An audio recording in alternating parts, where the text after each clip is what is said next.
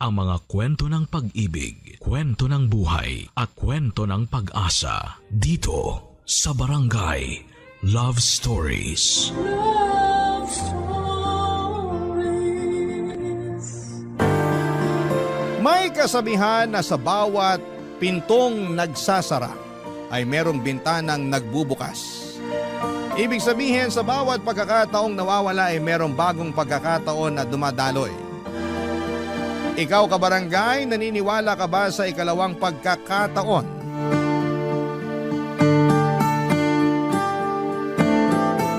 Dear Papa Dudut, nagkaroon na ba kayo ng dream boy? Ako kasi ay oo. At syempre kung mangangarap na lang din ako ay bakit hindi ko pa lubos-lubusin? Kung tatanungin ninyo ako kung ano ba ang tipo ko sa isang lalaki ay sasabihin ko na mabait, makadiyos, maalalahanin, sweet at may respeto sa akin. Karamihan naman sa mga babae ay ganon ang hanap lalo na kung pangmatagal ang relasyon ng gusto nila. At lahat ng yon ay nakita ko naman sa kababata at kaibigan kong si Juancho. Bago ko po ipagpatuloy ang pagbabahagi ng kwento ko ay hayaan niyo munang batiin ko kayo ng isang mapagpalang araw. Sana'y nasa mabuti kayong kalagayan at masayang nakikinig ng paborito kong programa sa radyo na Barangay Love Stories. Tawagin niyo na lamang po ako sa pangalang Melissa. 31 years old at taga Marikina pero nagtatrabaho ako sa isang advertisement company sa Cubao. Nabanggit ko na lahat ng mga katangiang hanap ko sa isang lalaki ay nakita ko sa kababata at kaibigan kong si Juancho. Totoo yon dahil naging kami noong nasa high school pa lamang. Iisa lang din ang eskwelahang pinapasukan namin ng kolehiyo, bagaman magkaiba kami ng kinuhang kurso. Sabay kaming nakapagtapos.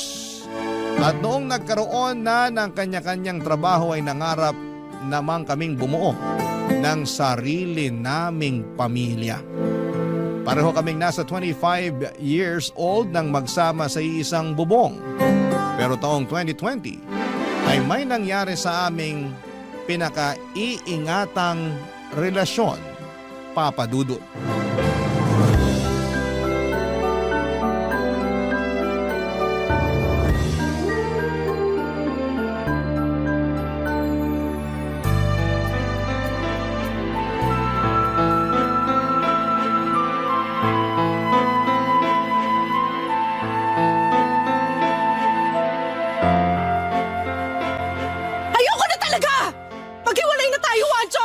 Melissa naman! Huwag mong gawin sa akin to! Ayoko maghiwalay tayo! Anong ayaw mo nagloko ka nga, di ba? Paskong-pasko pa naman! Tapos bungad mo sa akin yung ultrasound na babaeng nabuntis mo? Sorry! May magagawa pa ba yung sorry mo? Ilang buwan mo na pala ako nilaloko! Kaya nga sorry! As if may magagawa pa yung sorry mo? Hindi lang talaga kaya ng konsensya ko na magpatuloy pa sa panluloko namin, kaya umamin na ako sa'yo. Ha! So ano gusto mo mangyari? Matuwa ako kasi umamin ka na may ebidensya pa ng bata na nabuo nyo ng malanding babaeng yon. Ayos ka rin talaga eh. Melissa, kahit anak ko yung batang ipinagbubuntis niya, wala naman akong planong makisama sa kanya eh. Magsusustento ako pero… Pero ako pa rin ang pipiliin mo, ganon? Oo! Paano ka nakakasiguro na papayag pa ako sa gusto mo mangyari? Melissa, please. Nagsisisi na ako sa nagawa ko. Inaamin ko, naging gago ako. Okay? Nagpadalos-dalos ako kaya ako natukso. Yun ang totoo. Tsaka maniwala ka o sa hindi, mahal na mahal kita, Melissa. Sinungaling ka! Kung talaga mahal mo ako, sa una pa lang hindi mo ako maiisip saktan. Kapal naman ang mukha mong pilugin ang ulo ko. Hindi ako tanga ah! Matagal na tayo, marami na tayong nalagpasan. Sa loob ng mahabang panahon ng pagsasama natin, ngayon lang ako nagloko. Tao lang ako, nagkakamali rin. Hayaan mo na lang ba na matapos ng ganito yung relasyon natin? Kapal din talaga ng pagmumukha mo ibalik sa akin ng sisi kung bakit gusto ko nang tapusin tong pesting relasyon natin, no? Ang akin lang, intindihin mo naman sana. Anong iintindihin ko? Naiintindihan ko lahat. Sa bibig mo na nanggaling, nagluko ka. Sinira mo yung tiwala ko sa'yo, Juancho. Wala akong pakialam kung ngayon mo lang ginawa dahil ang punto rito, sana hindi mo ginawa. Alam mo, Hindi ko alam kung saan mo pinupulit yung mga katwiran mo. Bulok na nga, masyado pang baluktot. Bahala ka na nga dyan! Paalis na ako! Please naman, Melissa. Please. Sandali lang. Melissa! Huwag mo akong hawakan! Nanditiri ako sa'yo! Pasensya ka na. Hindi ko naman sinasadya eh. Sorry. Wala na sabing magagawa yung sorry mo eh. Tiwala ko na yung sinira mo nung magloko ka. Hindi mo na yung maibabalik pa kasi sirang-sira ka na sa akin! Pero alam ko na mahal mo pa rin ako. Ramdam ko yun. Oo! Mahal pa nga kita pero ang sakit-sakit na! Akala mo yata ganun lang kadaling iproseso lahat ng mga pinagtapat mo sa akin? Kung sa'yo madali, sa akin sobrang hirap! Ang sakit-sakit, Wanjo! Yung mga tao sa labas masayang nagdiriwang ng Pasko tapos ako ganito! Nasasaktan kasi niloko mo! Nasasaktan din naman ako eh. Hindi lang ikaw. Saan banda ka nasasaktan? Sige nga! Sa pakikipaghiwalay mo. Wala pa yan sa kalingkingan ng sakit na nararamdaman ko. Kaya wag na wag mong ikukumpara yung pesim pakiramdam mo. Ni hindi ka nga nakukonsensya nung nugloko ka. Ni hindi mo ko naisip na nagpapakasarap ka sa piling ng babae mo. Tapos sasabihin mo sa akin na nasasaktan ka dahil gusto ko na makipaghiwalay sa'yo. Lakas talaga ng amats mo eh. Hoy, Wancho! Alam mo na nung una pa lang ayoko na sa mga manloloko. Pero ginawa mo pa rin. Kaya ano pang aasahan mo sa akin? Manatili sa relasyong to at magpakamartir? Hindi ko gagawin yon. Sino ka ba? Please naman, Melissa. Huwag mong tapusin ang ganito yung relasyon natin. Huwag mo akong iwan. Please lang din. Huwag mo na akong pigilan. Hindi ko alam ang gagawin ko kapag nawala ka sa akin. Please, Melissa, please. Kaya mo kang gumawa ng kalokohan mag-isa eh. Alam ko makakaya mo rin na mawala ako sa buhay mo. Sana, bago ka gumawa ng kasalanan, naisip mo muna yung pwedeng mangyari sa oras na malaman ko. Ngayon, kung totoong nagsisisi ka, panagutan mo yung anak mo. Magpakatatay ka sa kanya kagaya ng sinabi mo. Pero ayoko na makisawsaw pa sa buhay nyo. Simula sa araw na to, tapos na tayo. Hiwalay na tayo!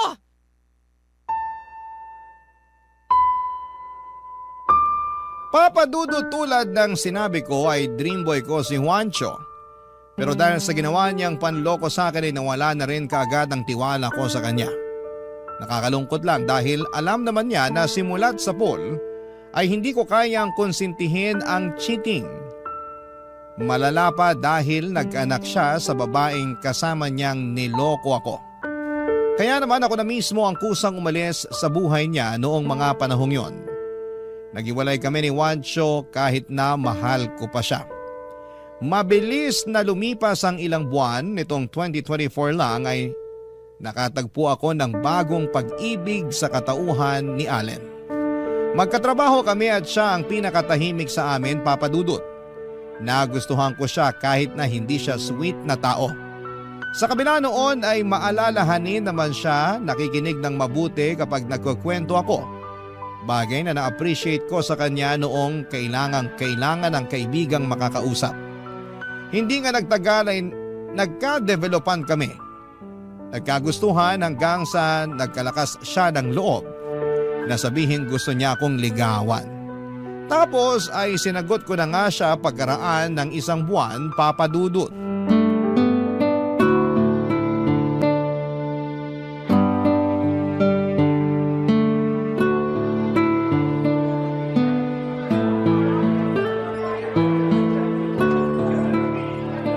Wow! Ang ganda naman sa cafe na to. Ang cozy at ang ganda ng ambience. Plus points din na masarap ang kape nila at pastries. Saan mo to nahanap? Nakita ko lang sa Facebook. Naghahanap kasi ako ng place na pagdadalhan sa'yo para sa sunod nating date. Baka nabobore ka na sa apartment ko kasi doon lang tayo lagi nagde-date kaya naisip kong lumabas naman tayo. Napaka-thoughtful mo naman. Pero iko-correct ko lang. Hindi ako nabobore sa apartment mo. But thank you kasi dinala mo ako rito. Ngayon lang ako nakapunta rito in fairness. Ako rin.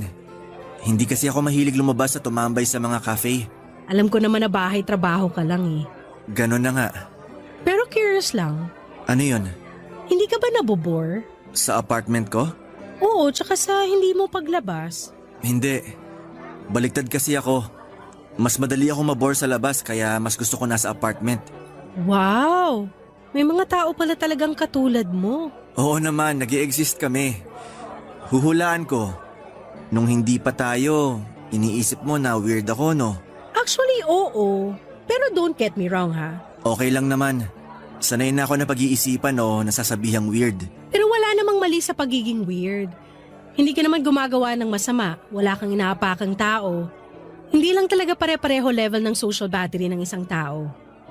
Siguro nga nung una, nagtataka lang ako kung bakit pag niyayaya ka naming lumabas uwing-uwi ka lagi. Parang wala pa nga akong matandaan na may gimmick o inuman sa department natin na sinamahan mo. Oo, di talaga ako mahilig gumimik at uminom ng alak. May masama rin kasi akong karanasan sa pag-inom. Talaga? Pwede ko bang malaman kung ano yon? Pwede naman. College ako noon, nasa 3rd year yata. Niyaya ko ng pinsan ko na uminom kasama mga barkada niya. Birthday celebration daw kasi nung isa nilang kaibigan. Sabi magsama pa raw ng iba para marami at masaya. Ayaw ko talaga pero nahiya naman akong tumanggi dahil close rin kami nung pinsan kong yun. Magkaedad lang kami at para nang magkapatid. Kaya ayun, napasubo ako. Sumama ako sa inuman at nalasing. Tapos nabugbog dahil nagkapikunan sila. Damay ako. Wala akong nagawa. Di ako nakalaban dahil hilong-hilo na ako nun. Pagising ko nasa ospital na ako habang iyak ng iyak ang mama ko. Akala niya kasi mamamatay na ako nung araw na yon. Huy, grabe naman yung nangyari sa'yo. Kaya simula nun, ayoko na uminom ng alak. Mabilis akong malasing eh. Mahina sistema ko dyan. Kaya pala. Tama lang na iwasan mo lalo may hindi pala magandang nangyari sa'yo noon. Pero ano palang nangyari sa pinsan mo at mga kaibigan niyang gumulpi sa'yo? Pinabarangay ng mama ko yung mga bumugbog sa akin. Tapos yung pinsan ko na nagsama sa akin malaki ang pagsisisi. Sa huli nagkabati rin naman kami. Dahil di ko naman ugali magtanim ng galit sa isang tao. Sabi ko napatawad ko na siya. Bait mo naman. Masaya ako na kahit paano okay na kayo. Oo, pero di na ako ulit sumama sa mga yaya niya kahit hindi inuman. Ewan, nawalan na ako ng tiwala sa kanya. Kung ako ang nasa posisyon mo, mawawalan din ako ng tiwala sa pinsan mong yun.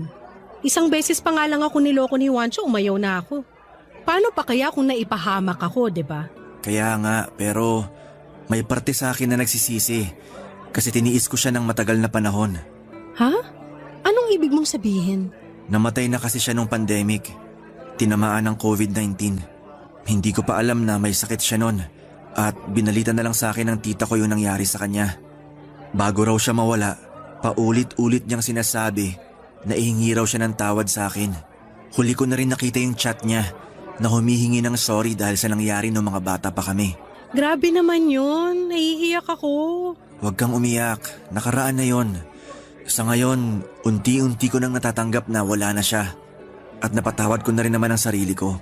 Mabuti naman kung ganun. Pero wag na natin yung pag-usapan. Date natin to eh. Sabagay.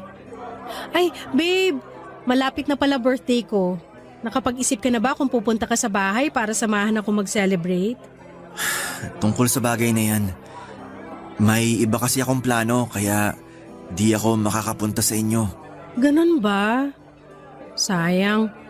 Gusto ka pa namang makasama ni na mama at papa. Alam mo namang hanggang ngayon nahihiya pa rin ako sa kanila, di ba? Tsaka di ko alam kung paano pakikisamahan mga kapatid mong lalaki. Nakwento mo na mahilig sila sa mobile games pero ayoko nun eh. Pasensya na talaga, babe.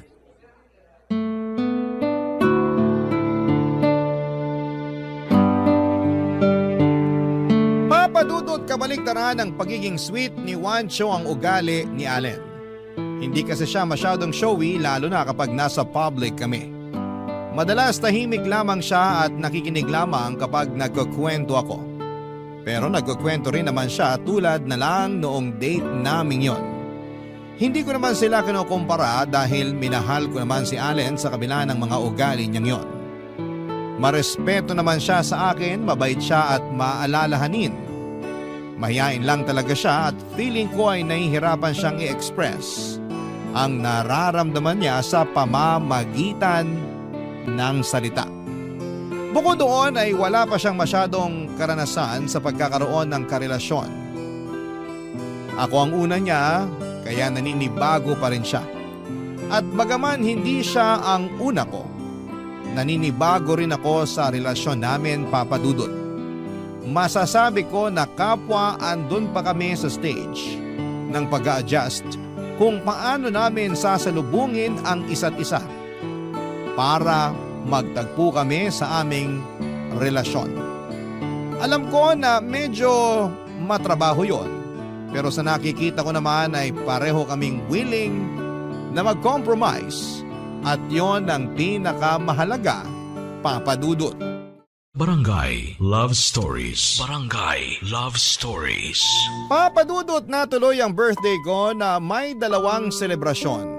Una ay sa bahay namin kasama ang pamilya at malalapit kong kaibigan.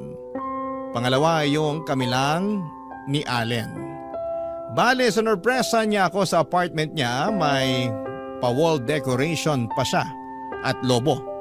At may mini cake na rin. Naganda rin siya ng mga paborito kong pagkain, palibhas ay magaling magluto ang boyfriend ko. Bagay na gustong gusto ko sa kanya. Kaya naman sobrang saya ko ng mga panahong yon, Papa Dudut.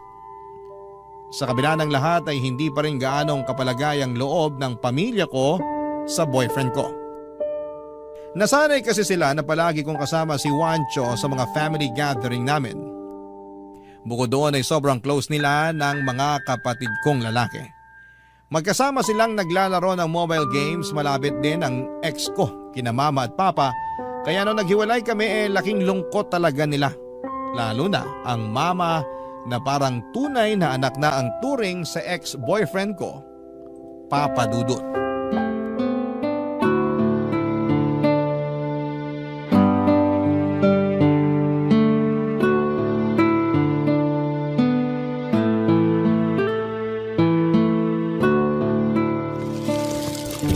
Wow, ang dami niyo namang pinamili, Ma.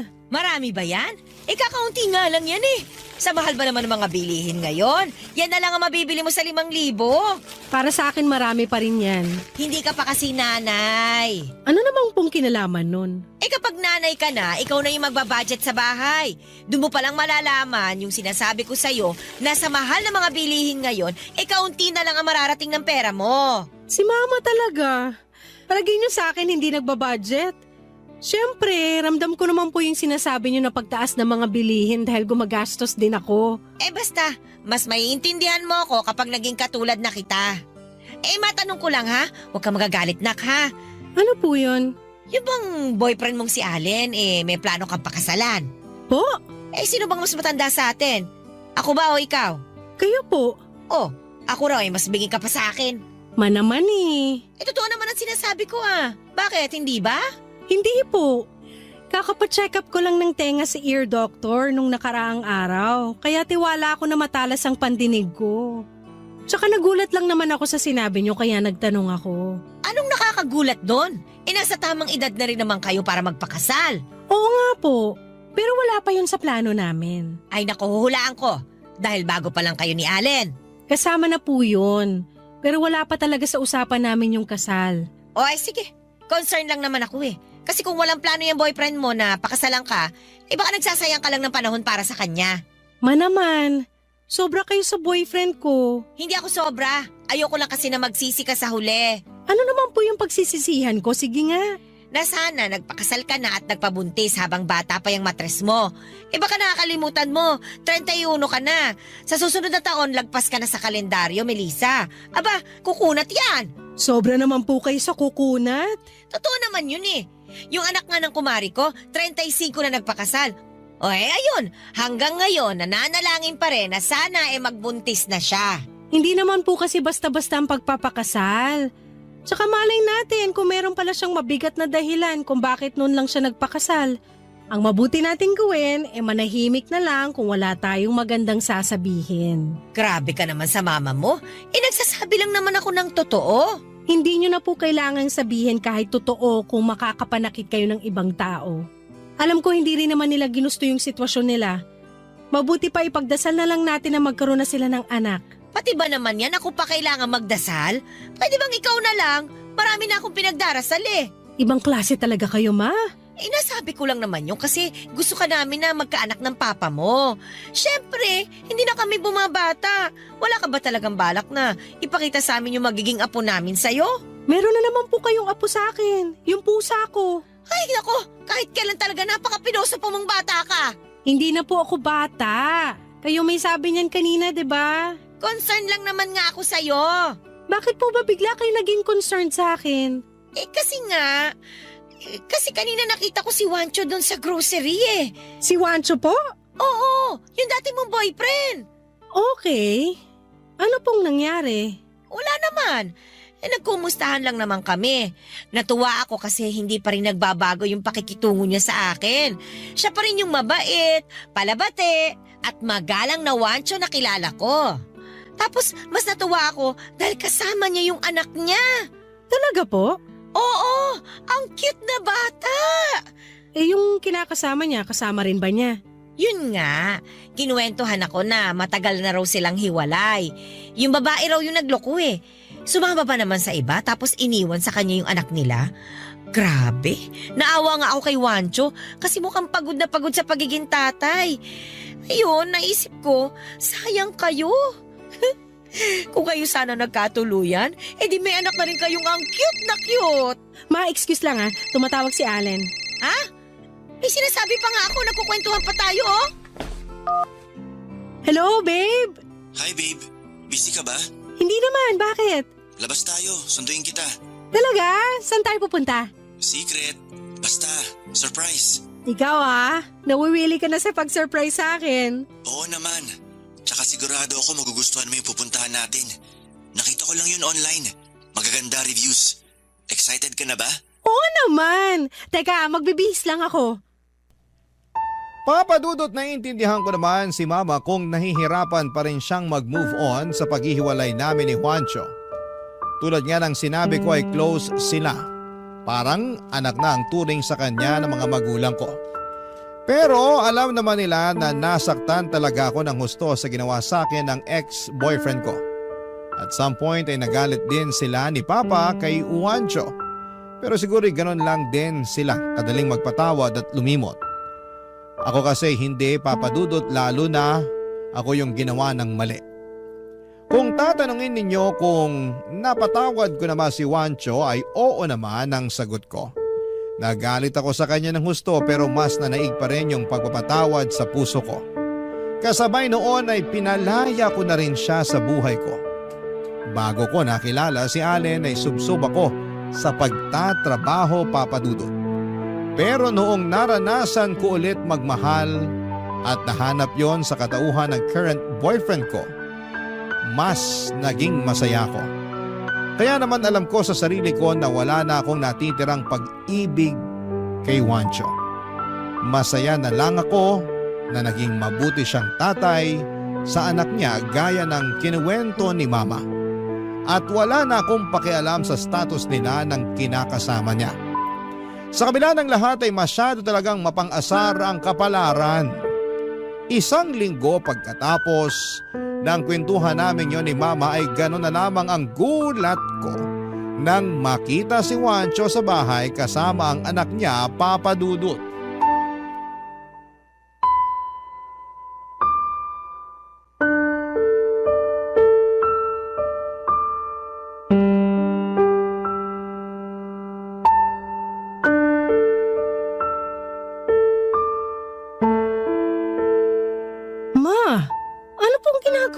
Juancho rito?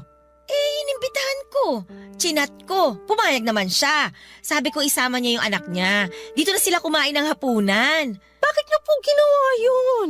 Bakit naman hindi? Birthday ko naman ngayon. Alam ko po pero hindi niyo naman sinabi sa akin na papupuntahin niyo siya. Kung sinabi ko sa'yo baka umalis ka.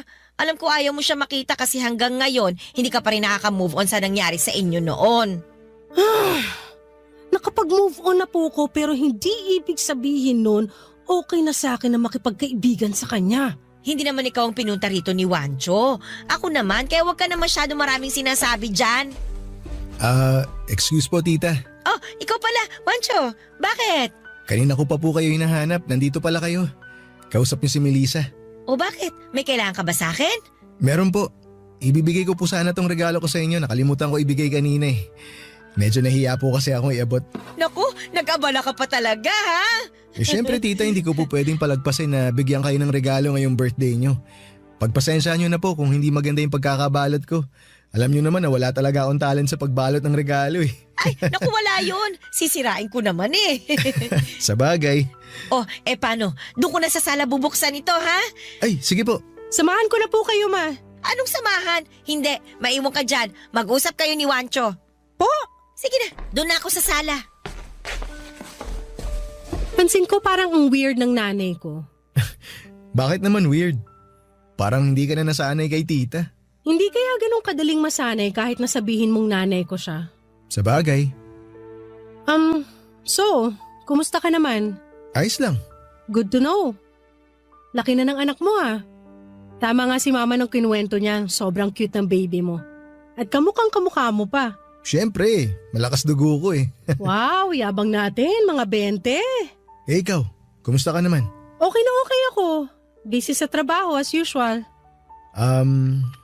May boyfriend ka na ba? Oo, meron na. Buti naman kung ganun. Ako kasi, balik sa pagiging single. Kaso may anak na kaya single dad. Okay. Hindi mo ba itatanong kung ano nangyari sa amin ng nanay ng anak ko? Nabanggit lang ni mama na hiwalay na kayo kasi nagloko yung babae. Totoo yun. Nagloko nga siya. Wala pang isang buwan yung baby namin nung malaman ko na matagal na pala niya ako niloloko. Kaya pala tinangka niya rin noon na makunan siya kasi ayaw pala niya ipagpatuloy yung pagbubuntis niya. Buti na lang naging safe pa rin yung anak namin at naipanganak ng maayos. Grabe naman yung sinadyang makunan. Napakawalang kwenta naman niyang ina kung ganun. Ay, may mga ganong tao talaga. Hayaan na natin siya. Takot na takot ako noon para sa anak namin nung malaman ko na sinadya niyang tangkain na makunan siya. Galit na galit ako noon sa nanay ng anak ko. Ang katwiran niya kaya ayaw niyang ipagpatuloy yung pagbubuntis niya. Nagbago na raw yung isip niya. Dahil gusto niya raw sumama dun sa lalaking nakilala niya na taga-ibang bansa.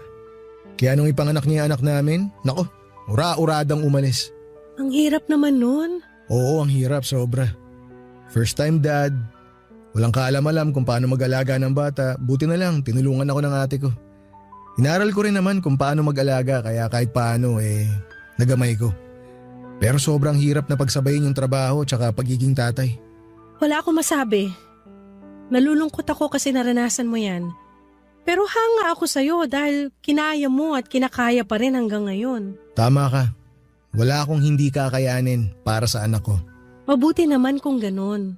Eh kayo, nung boyfriend mo, may plano na ba kayo magpakasal? Alam mo, ikaw na yung pangalawang tao na nagtanong sa akin yan.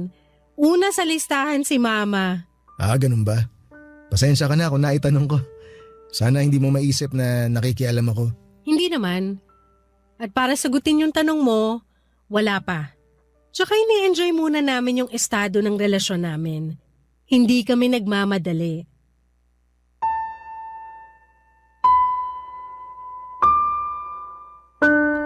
Papadudot kahit na nagulat ako sa hindi namin inaasahang pagkikita ni Wancho ay masaya naman ako dahil napaka-responsable niyang ama sa kanyang anak. At kahit na hindi naging maayos, ang pagsasama nila ng nanay ng bata ay ginawa niya pa rin ang lahat upang maitaguyod ang anak niya. Sa isipan ko ay hindi ko mapigilang humanga kay Juancho. Sa tagal na panahon kasi naming nagsama ay noong ko lang siya nakitang naging dedikado sa isang bagay. At yun nga ay ang pagiging tatay niya. Nagpatuloy ang birthday celebration ni Mama at masasabi kong nawala na rin ang pagkailang sa pagitan namin ni Juancho. Para bang bumalik sa dati ang lahat, Papa Dudut. Naobserbahan ko na kahit matagal din siyang hindi pumunta sa bahay simula nang naghiwalay kami, ay hindi pa rin nawala ang pagiging malapit niya sa mga kapatid ko. At mas lalo na nga kina Mama at Papa. Pakiramdam ko ay mas naging close pa sila noong gabing yon, pero ang pinaka hindi ko talaga makakalimutan ay ang walang tigil na pangaasar at pambubugaw sa akin ni Mama para sa ex kong si Juancho, Papa Dudut. Barangay Love Stories. Barangay Love Stories. Pero syempre, Papa Dudut, alam ko pa rin ang limitasyon ko. Hindi na kami ni Juancho at may boyfriend na ako at kahit na may pinagsamahan kami ay hindi naman magandang makihalubilo ako sa kanya na parang tulad pa rin ng dati. Kaya kahit panay tukso at pasaring ni Mama sa amin ay hindi ko na po sinasakyan. Doon ako nagpaalam sa kanila na matutulog na pero ang totoo ay makikipagtawagan ako kay Allen sa cellphone. Kinuwento ko kay Allen na pinapunta ni Mama si Juancho sa bahay namin pero nilinaw ko sa kanya na wala na akong nararamdaman sa ex ko dahil siya ang mahal ko. Kahit na hindi ko nakita ang reaksyon ng mukha ni Allen, alam kong nagulat siya base sa tono ng boses niya. At nasaktan ako dahil ayokong isipin niya na posible pa kaming magkabalikan ni Juancho. Sa huli naniwala at nagtiwala sa akin ang boyfriend ko. At nagpatuloy ang pag-uusap namin sa cellphone hanggang sa makatulog ako. Kinabukasan, inis na inis sa akin si Mama dahil hindi ko raw binubuksan ang pinto ng kwarto ko. Nang tinanong ko kung bakit ay syempre raw magpapaalam sa akin si Juancho at ang anak nito dahil uuwi na sila. Humingi na lamang ako ng pasensya kay Mama at sinabi kong nakatulog na ako sa sobrang pagod. Lumipas pa nga ang mga araw, excited ako dahil malapit nang sumapit ang birthday ng boyfriend ko. Gusto ko siyang sorpresahin katulad ng ginawa niya sa akin noong birthday ko at gusto kong iparamdam kay Allen na mahal ko siya, na mahalaga siya sa akin. Pero nahihirapan akong mag-isip kung paano ko yon gagawin. Noon kasing kami pa ni Juancho palagi kaming nagse-celebrate kasama ang pamilya ko. Isang araw ay nakatanggap ako ng tawag mula sa isang unknown number at laking gulat ko nang sagutin ko yon, Papa Dudut.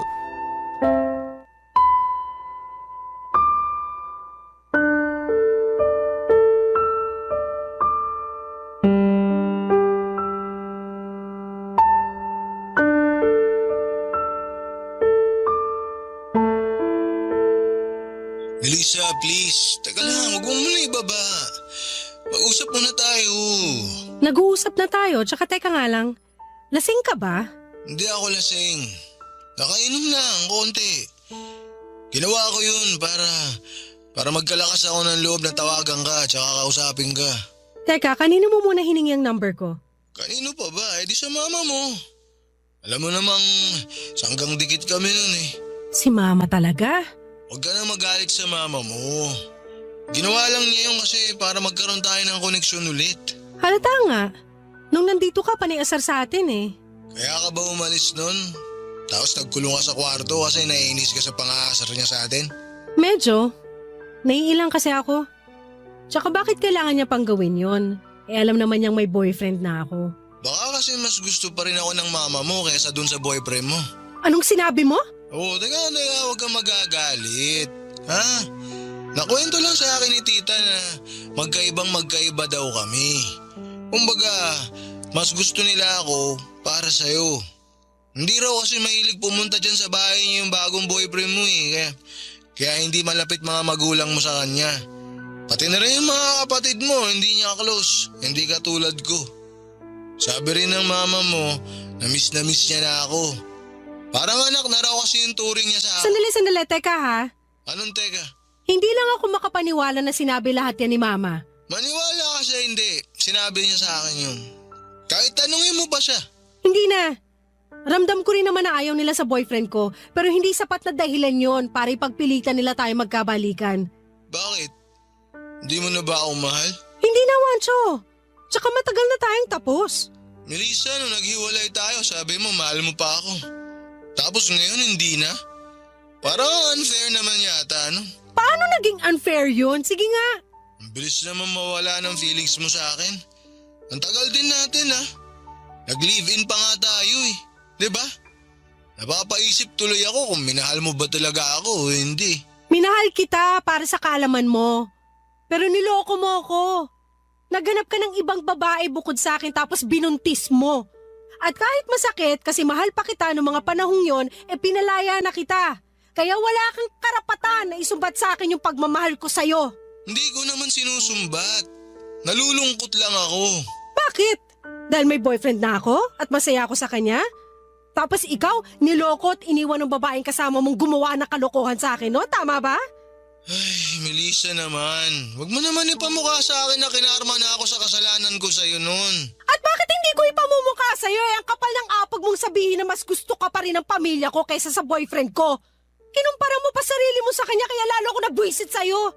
Uy, kumalma ka lang. Pwede? Huwag mo ako sigawan. Ang sakit sa tenga eh. Hindi kita sinisigawan. Masyado kang ano dyan. Tsaka hindi ka ba nakakahalata na umiiwas ako sa'yo? Hindi dahil hindi pa ako nakaka-move on sa atin. Ayoko lang magkaroon pa ng koneksyon sa'yo. Si mama lang naman yun ang aasar sa atin pero hindi naman ako nagpadala. Umiwas ako. Sana ganun din ginawa mo. Ano ko gagawin yun eh? Mahal pa rin kita. Ano? Oh, huwag mo sabihin na bingi ka na. Ang sabi ko, mahal pa rin kita. Hindi naman ako tumigil na mahalin ka eh. Hindi raw tumigil na mahalin pero nagawa mo nga ako lokohin. Ang alam ko, pag mahal mo ang isang tao, hindi mo siya sasaktan. Hanggang ngayon ba hindi mo pa rin ako napapatawad? Napatawad na kita. Pero sa mga sinasabi mo ngayon, parang gumagawa ka na naman ng bagong kasalanan sa akin. Makiramdam ka nga. Ayoko na sa'yo. Masaya na ako sa relasyon namin ng boyfriend ko. Mabuti pa wag na tayo mag-usap. Teka, Melissa, sandali lang. Sandali, huwag mo na ibaba. Bigyan mo naman ng respeto yung sarili mo. Huwag ka na magmakaawa kasi wala ka nang mapapala. Huwag mo na akong guluhin. Ang gawin mo, mag-focus ka dun sa anak mo. Papa Dudut, hindi ko lubos sa kalain na tatawagan ako ni Juancho ng nakainom. Hindi ko rin ine-expect ang mga bagay na sinabi niya sa akin. Sa totoo lang ay hindi na pagmamahal ang nararamdaman ko sa kanya ng mga panahong yon kundi awa na. Awa sa pagiging miserable niya na karma dahil sa ginawa niya sa akin. Alam ko namang sincero siya sa pagtatapat niya sa akin ng feelings pero hindi na talaga papadudot. Ayoko na dahil tapos na kami. Bukod doon ay may ibang lalaki na akong mahal na walang iba kundi si Allen. Alam ko na nasaktan ko si Juancho dahil sa mga sinabi ko. Pero naniniwala akong kailangan niyang marinig ang mga bagay na yon upang matauhan siya. Okay lang naman sa akin kung close pa rin siya sa pamilya ko. Ako lang naman ang ginawa niya ng masama, hindi ang mga kapatid ko at hindi rin ang mga magulang ko. Pero hanggang doon na lang ang lahat dahil natuto na ako. Sinaktan niya ako kaya ayoko na at kahit na masakit ang mga sinabi ko sa kanya. Alam kong nauunawaan ako ni Juancho. Simula noon ay hindi na siya tumawag sa akin. Hindi na rin siya bumisita sa bahay namin, bagay na pinagtaka ni Mama Papa Dudut.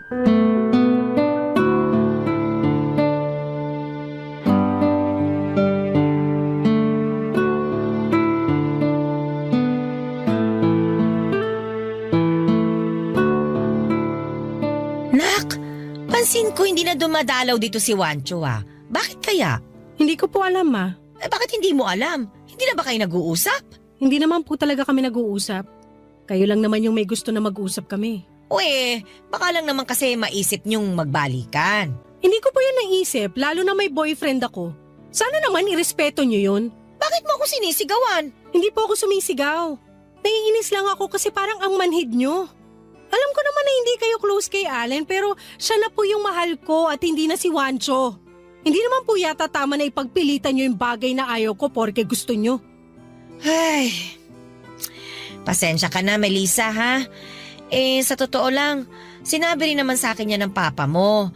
Nakwento ko sa kanya na gustong-gusto ko talaga kayo ni Juancho na magkatuluyan. Kahit na may anak siya sa ibang babae, handa naman akong tanggapin yun. Basta magiging kayo sa huli.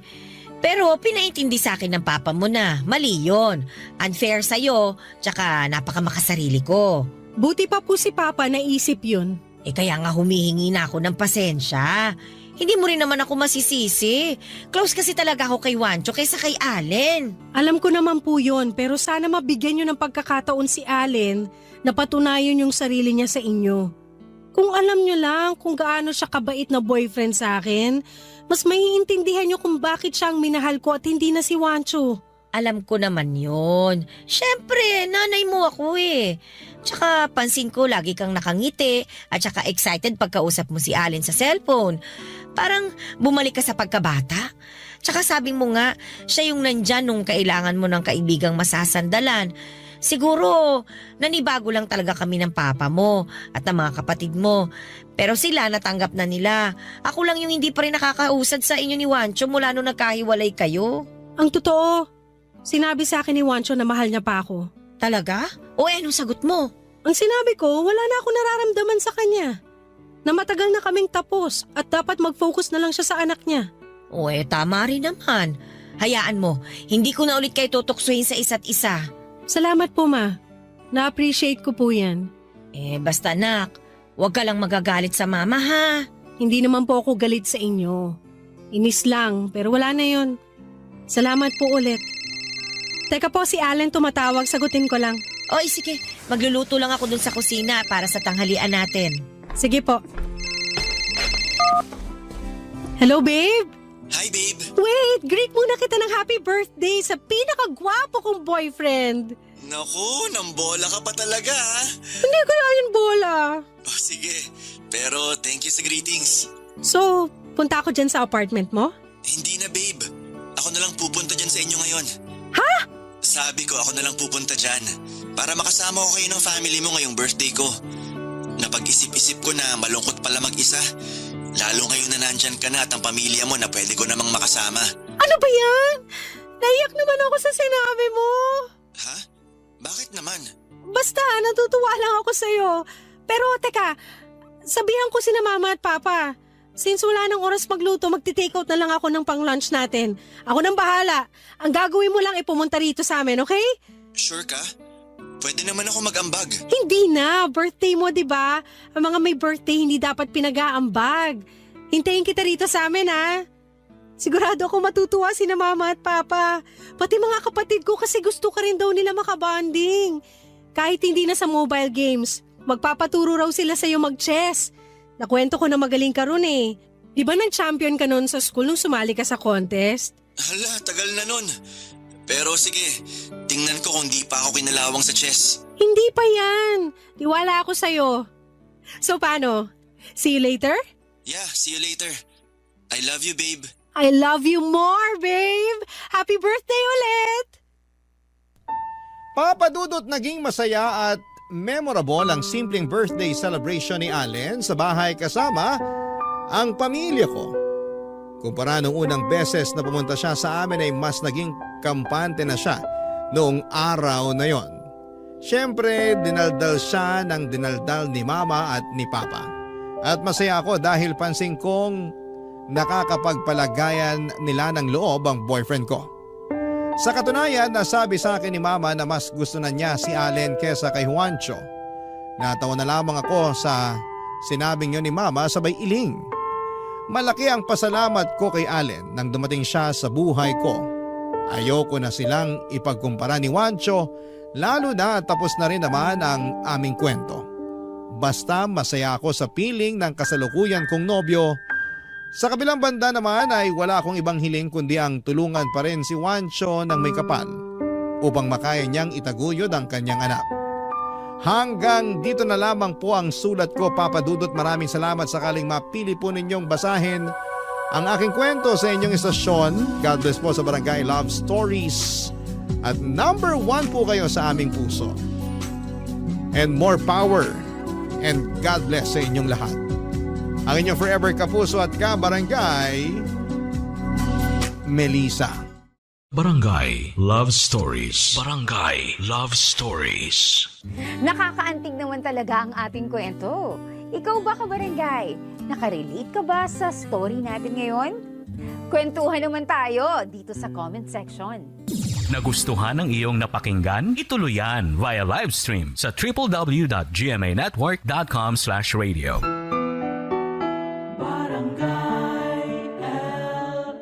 In Mega Manila, 97.1. Forever. ang mga kwento ng pag-ibig, kwento ng buhay at kwento ng pag-asa dito sa Barangay Love Stories. Love Stories.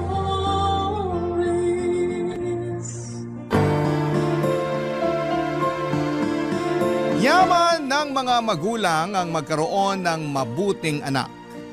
At ang mabuting anak ay nagmumula sa magandang pagpapalaki ng mabuting magulang. Ikaw, kabarangay, isa ka bang mabuting tao?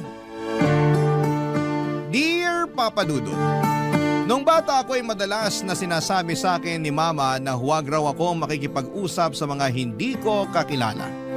Baka raw kasi may gawin silang masama sa akin o di kaya ay kunin ako para dalhin sa malayong lugar. Ngunit nung tumanda na ako ay narealize ko na sa buhay natin ay meron tayong makikilala na mga estranghero na magiging malapit sa ating puso at ituturing natin na parang isang pamilya. Bago ako dumako sa sulat na pinadala ko sa inyong programa, Papa Dudut, ay pabati muna ng isang masaganang katanghalian sa inyong lahat at sa mga kabarangay natin.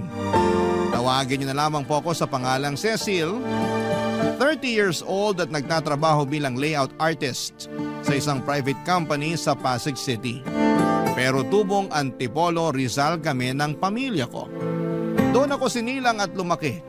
Solong anak lamang ako ng Mama Edna pero kasama namin sa bahay ang lolo at lola ko na mga magulang ng nanay ko. Kung babalikan ko ang buhay namin noong araw ay masasabi kong may kahirapan. Lalo na't si Mama lamang ang nagtatrabaho sa amin. Dati dalawa sila ni Lola, kaya naman kaya pa naman niyang magtinda sa palengke noon. Pero dahil matanda na siya ay pinahintunan ni Mama. Bali cashier ang nanay ko sa isang 24/7 convenience store na malapit sa simbahan ng Antipolo at ang pasok niya ay 6 na araw sa isang linggo. Maliit lamang ang kinikita niya na siyang pinagkakasya namin na pambili ng pagkain at panggastos sa pang-araw-araw, Papa Dudut.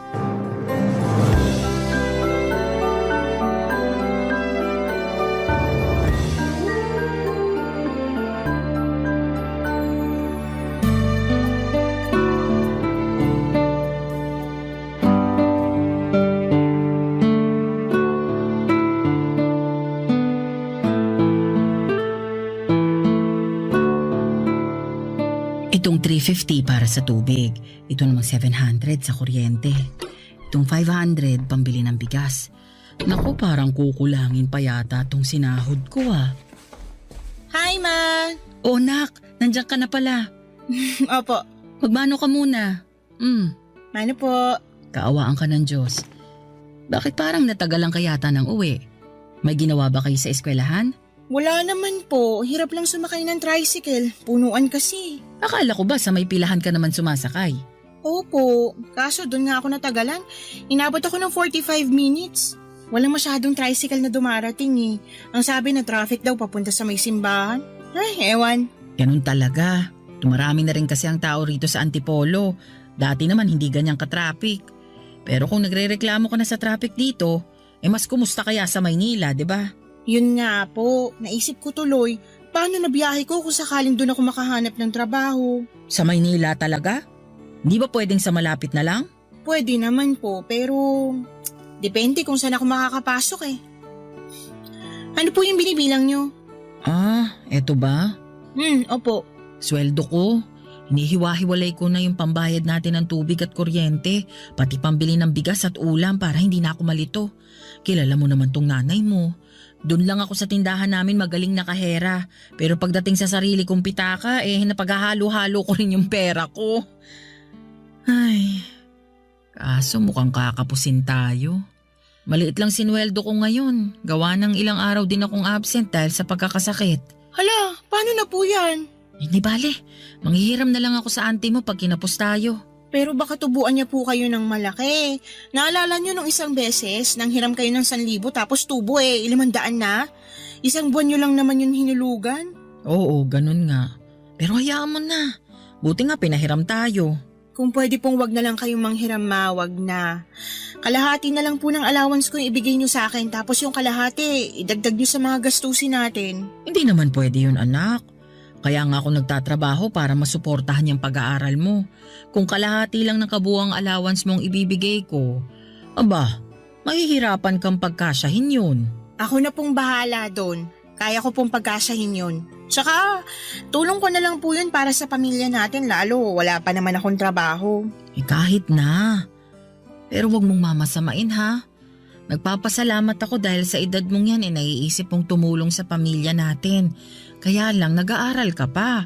At yun ang dapat mong pagtuunan ng pansin. Hindi ko naman po pinababayaan ang pag-aaral ko. Alam ko, pero ayoko lang mahati ang atensyon mo sa ibang bagay. Lalo na sa kaiisip ng kung paano matutulungan ang pamilya natin. Kaya ko na to. Ako nang bahalang dumiskarte rito. Sige po, pero pangako ko sa inyo kapag nakapagtapos na ako ng pag-aaral, tutulungan ko kayo sa pagtataguyod ng pamilya natin. Hindi na po kayo mapapagod masyado dahil ako na yung magtatrabaho. Salamat kung ganon. Pero bilang nanay mo, responsibilidad kong itaguyod ang pamilya natin. Kung sakali na makakatulong ka na pagdating ng araw, salamat. Pero wag mo pa rin kalilimutan ang sarili mo. Dapat ma-enjoy mo rin yung perang pinaghihirapan mo. Paano ko po gagawin yun? Gumala ka kahit paminsan-minsan. Puntahan mo yung mga lugar na hindi mo pa napupuntahan. O di ba nung bata ka marami kang gustong puntahan? Pangarap mo ngang makapunta sa Baguio, saka sa Ilocos kasi gusto mong magpicture dun sa vegan. Gawin mo yun hanggat bata ka at malakas ka. Parang hindi ko naman po kayang gumala ng mag-isa. Gusto ko kasama ko kayo nila lolo at lola. Kung isasama mo kami, dyan lang tayo sa malapit makakarating. Alam mo naman ang lolo at lola mo, napakabagal maglakad. Tatamarin ka na lang umalis ng bahay. Sobra naman po kayo kina lolo at lola. Ay, nagsasabi lang naman ako ng totoo. Sige po kayo, baka marinig kayo ni lola. Kahit mabagal na maglakad yun matalas pa rin pandinig nun. Mismo. Naalala ko nung kunento niya na narinig daw niya na nag-aaway yung mag-asawa nating kapitbahay. At alam mo ba kung anong pinag-aawayan? Oh, ano po? Babae. Babaero raw yung asawang lalaki. Tapos nabuking nung misis. Kaya yun, inimpake nung misis lahat ng mga gamit saka pinalayas. Buti nga. At narinig po yun lahat ni lola? Oo. Nagulat na lang daw kasi sila ng lolo mo nang may biglang nagsigawan. Abala siya nun sa pagaganchilyo. Kaya habang may kinukuting-ting ang kamay niya, nakikinig naman ang tenga niya. Ibang klase po pala ang talent ni lola. Naku, chismosa talaga yung nanay ko. Buti nga hindi ako nahawa sa kanya. O basta anak ha, nagkakaintindihan na ba tayo? Saan nga po ulit yon? Napag-aaral mo munang atupagin mo. Diyan ka muna mag-focus. Yung pagtulong mo sa pamilya natin, saka na. Kaya ko pa naman. Mangako ka. Opo ma, pangako po.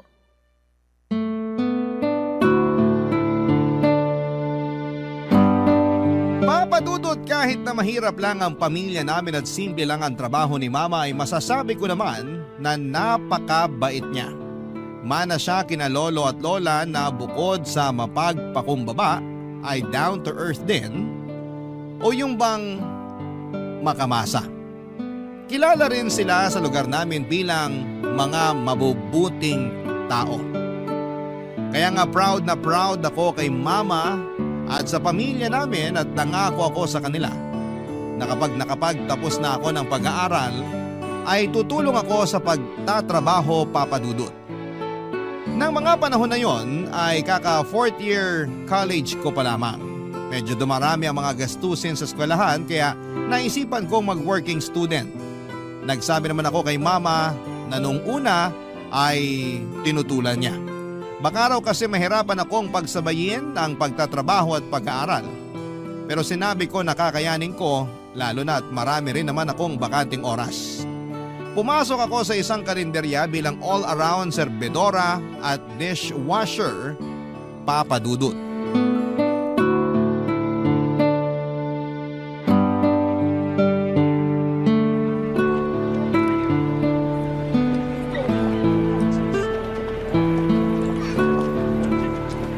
Neng, pwede bang makiupo rito sa bangko nyo?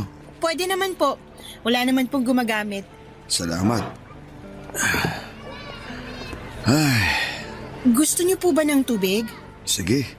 Nauuhaw na rin ako eh. Kukuha lang po ako ng baso at pagsasalinan ko kayo ng tubig. Napakabait mo naman para alukin ako ng tubig. Ito na pong tubig niyo.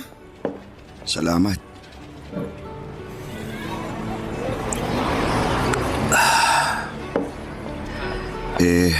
Magkano ba to? Babayaran ko. Naku, hindi na po. Libre po yan. Talaga? May libreng tubig pa pala ngayon? Meron pa naman po. Dito sa karinderya namin, pag kumain kayo, syempre libre na yung tubig. Kaso, di naman ako kumain. Ayos lang po yun. Huwag niyo na pong bayaran yung tubig. Tsaka, nakita ko kasi na mukhang uhaw na kayo eh. Sinabi mo pa. Kanina pa ako naglalako nitong mga paninda kong bimpo, panyo at panghugas ng pinggan dyan sa may palengke. Ay, talaga po? Pero, kumain na po ba kayo? Oo, kumain ako. May baon akong kanin sa ulam. Kinain ko dun sa may plaza sa tapat ng simbahan. Umupo na lang ako sa tabi. Nabusog naman po ba kayo sa kinain niyo? Oo naman. Kaso, 3:00 na ng hapon ngayon. Natunaw na yun sa tiyan ko, kakalako ng mga paninda ko. Kung ganun, gusto niyo po bang kumain? May merienda po kami rito. Merong palitaw, banana Q, lugaw, tsaka goto. Meron din po kaming mami tsaka sopas. Nako, Neng, hindi na. Wag na. Wala akong pambayad kung kakain pa ako. Mahina kita ko ngayong araw. Maliit lang maiuwi ko sa pamilya ko tapos mababawasan pa.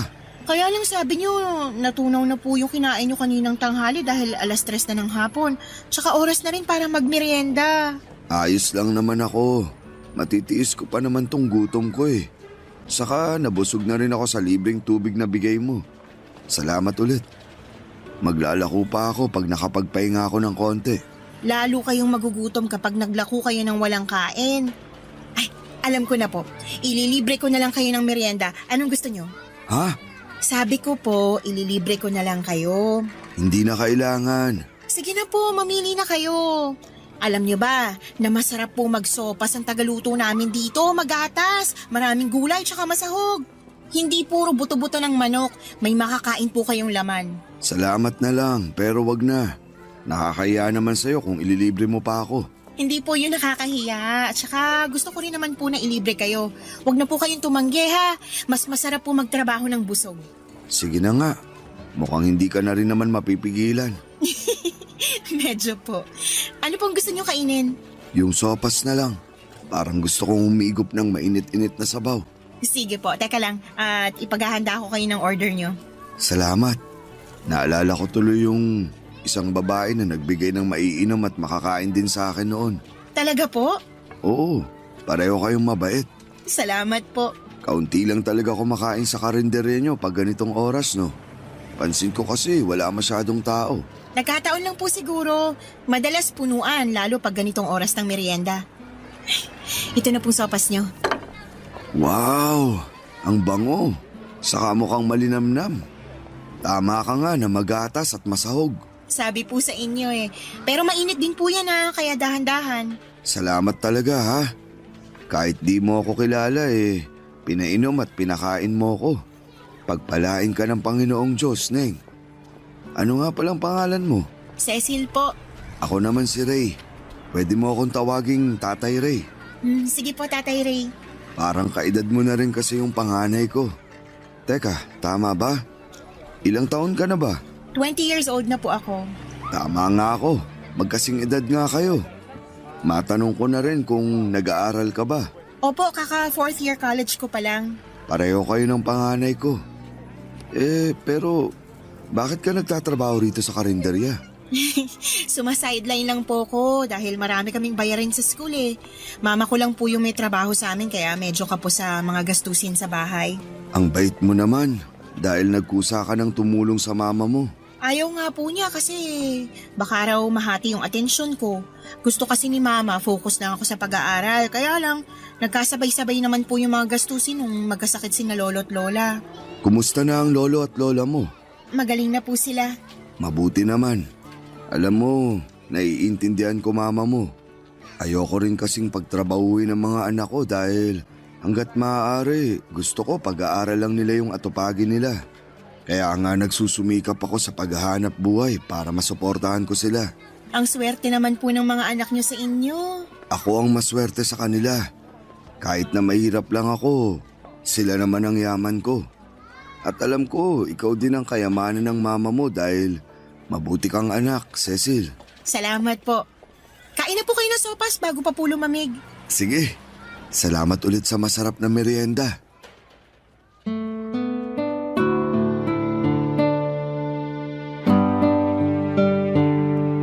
Papadudot napakabait ni Tatay Ray.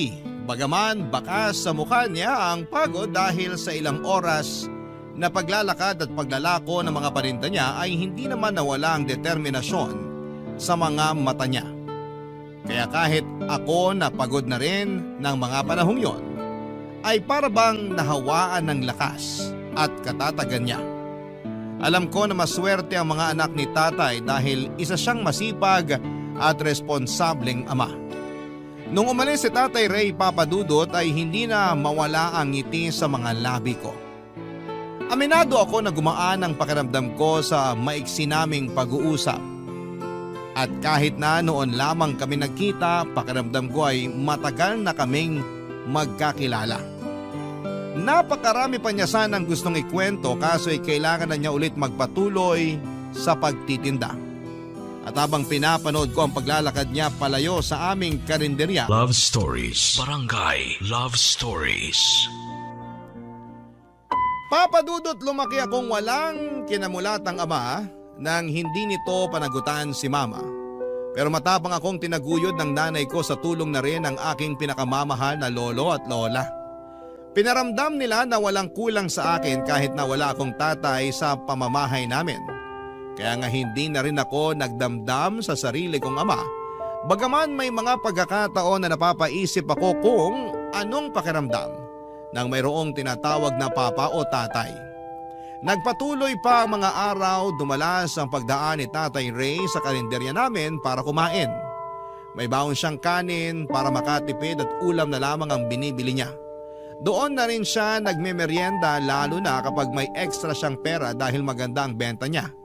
Ako ang laging nagsiserve sa kanya kahit na dalawa naman kaming serbedora doon. Gusto ko kasi na makumusta siya at makakwentuhan saglit pagkatapos niyang kumain at kapag wala nang masyadong customer. Isang araw, wala akong duty sa karinderya dahil may klase ako. Nung hapon na yon ay nakita ko si Tatay Ray sa may plaza malapit sa simbahan habang nakaupo sa isa sa mga bakanting upuan. Agad ko siyang nilapitan para kumustahin, Papadudot. Nalaman ko na kaunti pa lang pala ang benta niya tapos ay nadukutan pa siya. Awang-awa ako kay Tatay Ray kaya sinabi ko na gusto ko siyang tulungang magtinda. Nang una ay nagdalawang isip pa siya pero may karanasan naman ako sa pagtitinda. Lalo at sinasama ako ni Lola noong bata ako sa paglalako ng mga kangkong at talbos ng kamote sa barangay namin, Papadudot.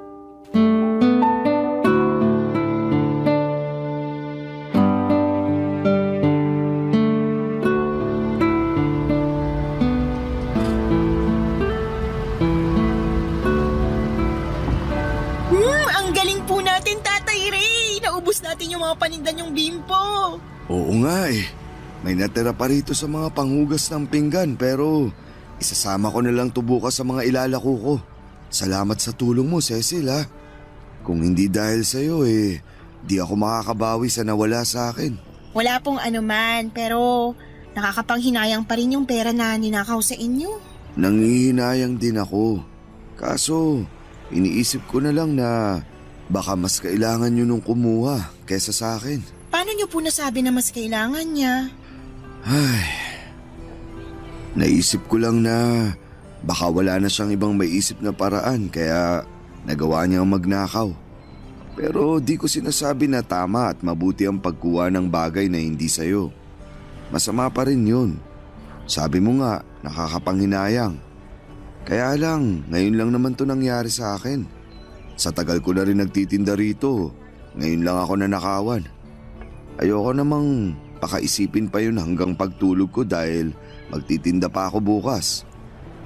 Pinagpapasa Diyos ko na lang yung kumuha na sana Gamitin niya sa mabuti at kapaki-pakinabang yung pera na pinaghirapan ko. Bilib din po talaga ako sa inyo, lalo na dyan sa mga sinabi nyo. Talaga? Anong nakakabilib sa sinabi ko? Pag iba po yung nagsabi, malamang magagalit sila. Baka nga isumpa pa nila yung nagnakaw sa kanila na may mangyaring masama o kaya malasin. Pero ibang klase kayo kasi di kayo humiling ng ganun sa taong ginawan kayo ng masama. Pinagpasa Diyos nyo pa nga. Naniniwala kasi ako na hindi likas sa ating mga tao ang pagiging masama. Meron lang talagang mga sitwasyon na bagaman di natin ginusto, nangyayari sa atin na siyang nagiging dahilan para makagawa tayo ng kasalanan. Kaya ako sinabing pinagpapasa Diyos ko na lang yung kumuha ng pera ko.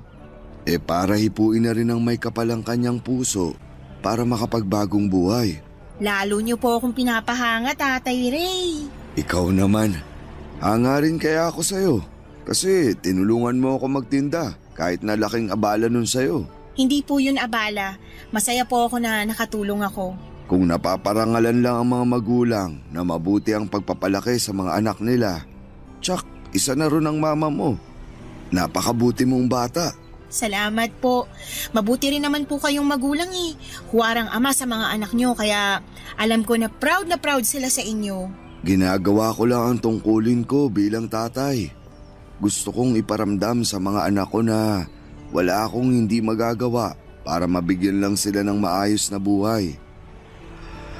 Ay, alam mo, kahit na mahirap lang ang buhay natin, kahit na marami tayong pinagdaraanan sa mundo ng mga bagay o sitwasyon na di natin kontrolado, mahalaga pa rin na huwag tayong mawawala ng pag-asa sa kinabukasan.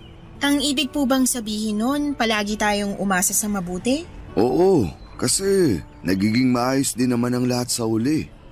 Nasasabi ko to dahil marami-rami na rin akong pinagdaanan na trahedya sa buhay, lalo na nung binata ako. Tapos, napagtanto ko na di naman pala talaga nawawala ang mga problema o pagsubok sa buhay ng tao. Pero di rin naman yun namamalagi. Ibig sabihin, pwede po akong umasa na magiging mabuti ang sitwasyon ng buhay namin pag nakapagtapos na ako ng pag-aaral at nakapagtrabaho? Oo naman. Ngayon lang naman yung mahirap kasi nga mama mo lang yung nagtatrabaho. Pero alam ko kapag natupad mo na yung pangarap mong makapagtapos at nakakapagtrabaho ka na, giginawa na rin ang pamumuhay nyo. Magiging magaan kasi katukatulong ka na ng mama mo sa pagtataguyod ng inyong pamilya. Opo, kaya lang naiinip na po ako. Anong kinaiinipan mo? Gusto ko na pong pabilisin ang mga araw para dumating na yung graduation day ko tapos maghahanap na ako ng trabaho para matulungan si mama. Nalulungkot kasi ako kapag nakikita kong kinakapos kami sa mga gastusin eh. May trabaho ka naman dun sa karinderya, di ba? Kaya kahit paano, nakakatulong ka sa mama mo. Pero madalas sa baon lang at pambayad sa mga project namin sa school na pupunta yung maliit kong kinikita sa pagtatrabaho sa karinderya. Kung may sumobra, dun ko lang naaabutan si mama. Kaso, madalas talaga sa idbuls ako. Kaya nga pagsikapan mong makapagtapos. Nang sa ganun mas malaki-laki ang kitain mo. Dahil mas maayos yung lugar na pinagtatrabahuan mo. Sayang naman din kasi kung iiwan mo ang pag-aaral mo. Lalo na't malapit ka ng graduate. Yan din po ang sinabi ni mama. Kaya nangako na lang ako na tutulungan ko siya kapag nakagraduate na ako. Matutupad yun dahil mabuti ang puso mo. At anuman ang hangarin ng mga tao na may mabubuting puso, nagkakatotoo. Basta, huwag ka lang mapagod magdasal at magpatuloy sa buhay. Yan yung lagi kong sinasabi sa mga anak ko.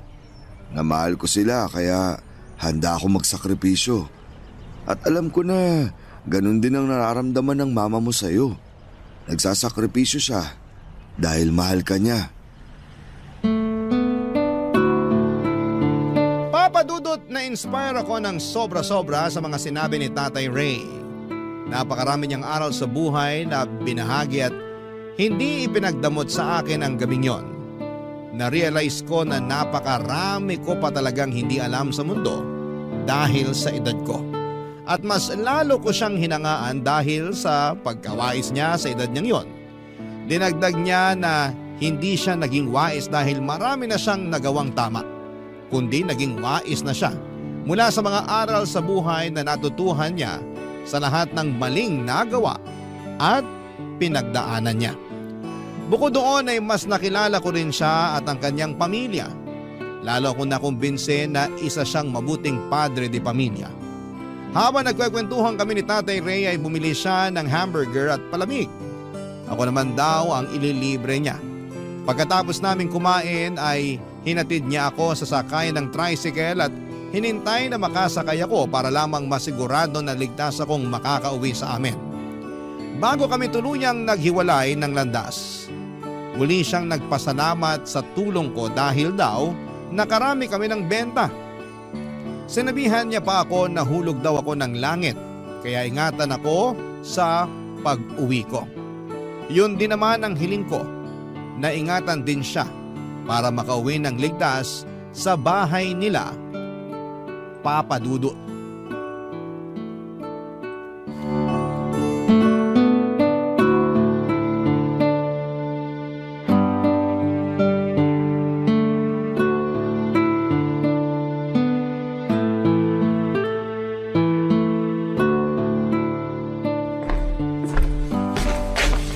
Magandang umaga po sa maganda kong mama.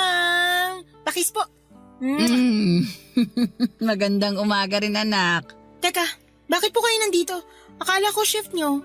Oo, dapat. Kaso nakipagpalit sa akin yung kasamahan ko. Kesyo magse-celebrate raw sila ng birthday ng anak nila. Kaya mamayang gabi pa ang pasok ko. Ayos lang po sa inyo yon? Oo naman. First birthday din ng bata. Tagal nilang hinintay yun. Pinagpanata pa nila. O sige na, maupo ka na para maipaghain na kita. Sige po. Ano pong niluto nyo? Ayan, nagsangag ako ng kanin saka nagluto ng tosino. Wow! Paborito ko po yan. Kaso, nasan po ang itlog? Nandun pa sa manok ng kapitbahay, nililimliman pa. Joke lang. Ma, ang corny. Ikaw naman? Tumawa ka naman paminsan-minsan sa mga joke ko para hindi yung ako lang mag-isa. Oh, ayan na yung itlog. Katatapos lang maprito. Salamat po. Kayo po, hindi pa kayo kakain? Kakain na rin. Sasaluhan kita pero... Teka, lagay ko lang tong syansi sa lababo. Ayan. Upo na po kayo. Andyan na. Sina lolo at lola po tulog pa? Anong tulog pa? Kanina pang alas 5 ng umaga gising yung dalawang yon. Alam mo namang hindi nila nakaugali ang magkanin sa agahan. Nagkakapit pandesal lang sila dyan sa tapat ng bahay. Sa bagay, palagi nga po pala nilang ginagawa yun. Oo, yung tumambay sa labas habang nagkakape. Tapos papasok dito sa atin na sinisipo na pareho. Ganun talaga ang mga matatanda. Mahina na ang resistensya, kaya pinagsusuot ko na sila ng damit na makapal. Pag pinagsabihan mo kasi, sila pa ang galit. Sasabihin naghihigpit daw sa kanila masyado, matatanda na rin naman daw sila. Umuoo na lang ako para walang away. O kain na anak. Kayo rin po. Kumusta ang school mo? Mabuti naman po. Maraming ginagawa. Nakakapagod pero masaya naman. Gusto ko rin naman po yung ginagawa namin . Passion mo yung kurso mo . Kaya nga sinuportahan kita nung kuhain mo yan. Salamat po. Walang anuman. Mukhang perfect ang pagkakaluto ko nitong itlog . Kaya nga po, galing nyo. Syempre. Ay ma, may kukwento po pala ako sa inyo. Ano yon? May nakilala po akong matanda. Ray po ang pangalan niya pero tawag ko sa kanya Tatay Ray. Nagtitinda siya ng mga bimpo, panyo, tsaka panghugas ng pinggan malapit sa may simbahan. Ray na nagtitinda ng bimpo. Parang kilala ko yung tinutukoy mo . Talaga po? Oo. Taga dun lang naman siya sa kalapit na barangay natin. Minsan ko na siyang nabilhan nung tinitinda niyang panghugas ng pinggan. Nakikita ko rin siyang tumatambay dun sa upuan sa labas ng tindahan namin. Mabait yun. Paano mo pala siya nakilala? Nagpahinga siya sa karinderya namin, tapos pinainom ko siya, tsaka pinakain ng sopas. Nakita ko kasi sa itsura niya, uhaw at gutom. Napakabait naman ang anak ko. Hindi naman po. Hindi raw. Pero pinainom mong nauuhaw, pinakain mong nagugutom. Kabaitan ang tawag doon. Mabuting bagay yun. Naaawa po kasi ako sa kanya. Pero mas nanaig po yung pagka-proud dahil alam ko na nagsisikap siya para maitaguyod yung mga anak niya. Masipag talaga yun. Ang alam ko, biyudo na yun tapos may 3 anak. Nakwento na ba niya sa'yo? Tama ba? Opo. Nasabi nga po niya sa akin na namatay na daw sa sakit yung misis niya at simula noon, siya na yung nagtaguyod sa mga anak niya. Oo, nagkakwentuhan din kami noon pero saglit lang naman. Saka parang 1 beses lang. Katulad mo, naawa rin ako sa kanya nung umupo siya sa bangko sa labas ng tindahan namin. Kaya inabutan ko ng maiinom at makakaing tinapay. Nagpumilit pa nga siya na bayaran pero sabi ko libre ko na yun. Pero nahihiya raw siya, kesyo hindi naman siya pulubi. May punto, kaya ayun, bumili na lang ako ng paninda niya. Kayo po pala yung sinabi niya na babaeng nagbigay ng maiinom at makakain sa kanya. Naikwento niya? Mukhang ako nga yun. Nakakatuwa naman na pareho po pala nating tinulungan yung iisang tao. Kaya nga. At dahil dyan, nadagdagan yung mga bagay na ikinapaproud ko bilang nanay mo. Bakit naman po? Kasi hindi ka lang mabuting anak. Matulungin ka rin sa mga nangangailangan. Kanino pa po ba ako magmamana di sa nanay kong mabuting role model sa akin? Ay, sinabi mo pa. Papadudot na miss ko ang bonding namin ni Mama dahil nagkataon din na sabay kaming naging busy sa mga trabaho. Dagdagan pa ng mga gawain ko sa eskwelahan. Hindi na tuloy kami nakakapagkwentuhan o nakakakain ng magkasama kaya ng araw na yon na pareho kaming bakante ay sinamantala ko ang pagkakataon na makasama siya at syempre pati na rin sina lolo at lola nung pumasok na sila galing sa labas. Pagkatapos namin kumain ng pananghalian ay nag-decide kami magsimba at matagal na rin kasi simula ng huling beses kaming lumabas ng magkasama. Habang nasa simbahan ay kita ko na taimtim na nagdarasal sina mama, lolo at lola ko. Doon ako pumikit at nanalangin sa Panginoon Diyos na sana'y gabayan niya ang aming pamilya. Ingatan niya ang mama ko at bigyan pa ng mahabang buhay ang lolo at lola ko. Tulungan din niya ako na matupad ang aking mga pangarap. Siyempre hindi ko kinalimutang banggitin si Tatay Ray at ang kanyang pamilya sa panalangin ko. Naniniwala ako na makapangyarihan ang dasal na mula sa ibang tao, papadudot. Barangay Love Stories. Barangay Love Stories. Papadudot mabilis na lumipas ang 1 taon at dumating na ang araw ng pagtatapos ko. Taong 2015 ang graduate ako sa college at kahit na may pasok si Mama sa trabaho ay nakipagpalit siya ng shift sa kasamahan niya para lamang makapunta sa graduation ceremony ko. Hindi na noon nakasama sina lolo at lola dahil isang guardian lang ang pwedeng makapasok. Pero sa bahay ay abala silang dalawa sa pagluluto ng paborito kong biko at pansit para raw magkaroon kami ng pagsasaluhan sa pag-uwi namin ni Mama. Masayang masaya ako na nabigyan ko ng karangalan ng pamilya ko. Lalong-lalo na si Mama. Paulit-ulit niyang sinasabi na nagbunga na ang pinaghirapan niya. At yon ay ang mapagtapos niya ako sa pag-aaral. Binanggit ko ulit sa kanya ang pangako kong pagtulong sa aming pamilya. Ngunit sinabi sa akin ni Mama na huwag kong masyadong i-pressure ang sarili ko. Pero syempre matagal ko na rin namang pangarap yon. Kaya nga agad ako nag-apply ng trabaho at makalipas nga ang ilang interview at exam ay naipasa ko ang posisyon na gusto kong pasukan, papadudot.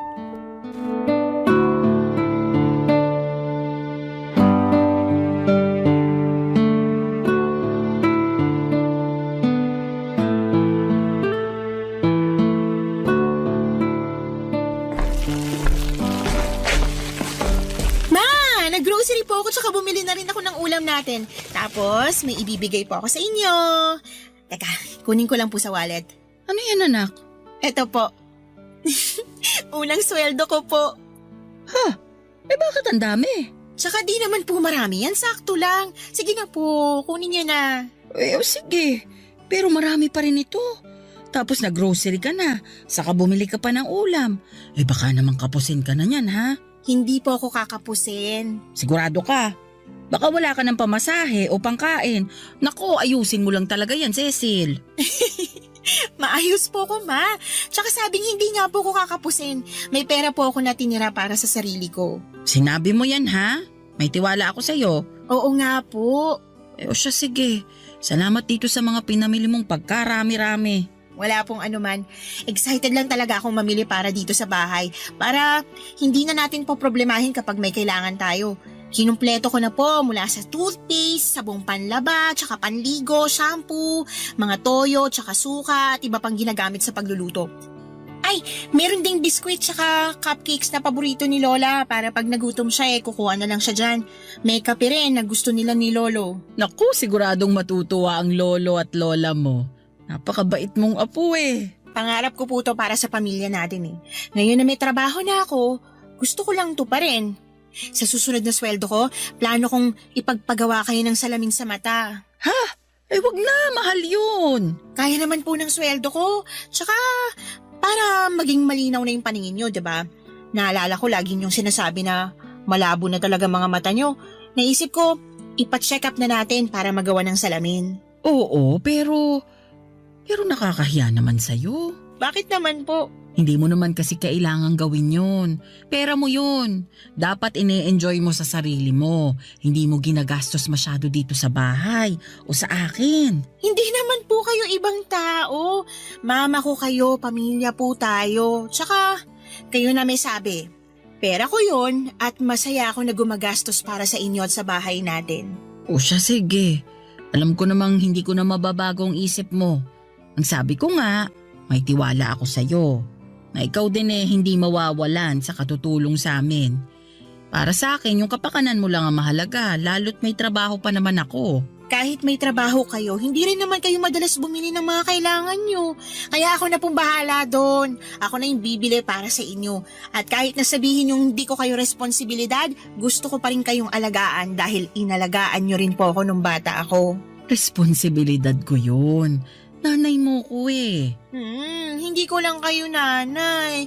Kayo na rin po tumayong tatay sa akin Doble-doble yung role na ginagampanan nyo sa buhay ko, kaya malaking pasasalamat ko sa inyo, ma. Yung pagsasakripisyo nyo pa lang para mabuhay ako, yung pagtatrabaho para mapag-aral ako, lahat ng yun kulang pang salitang pasasalamat para matumbasan ko. Hindi mo naman kailangang tumbasan yung mga bagay na ginawa ko sa'yo.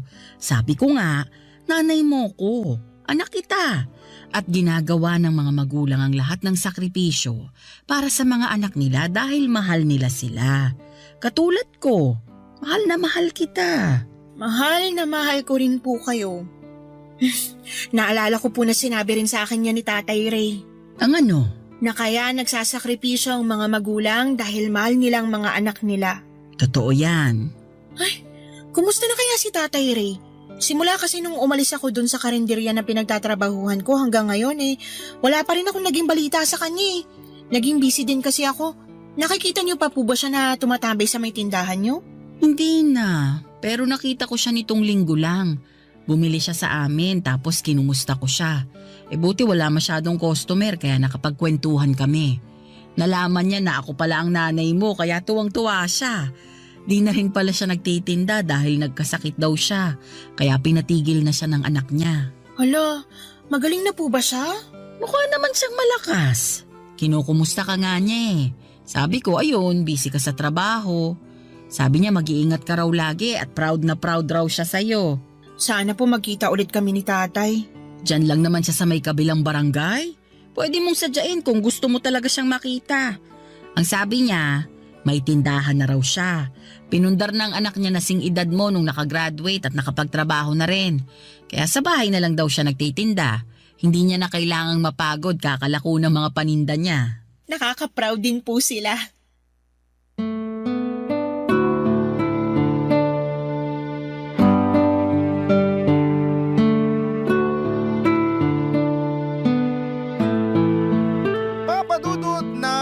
Malapit na akong graduate sa college ay umalis na ako sa karinderya na pinagtatrabahuhan ko para mag-focus sa thesis namin.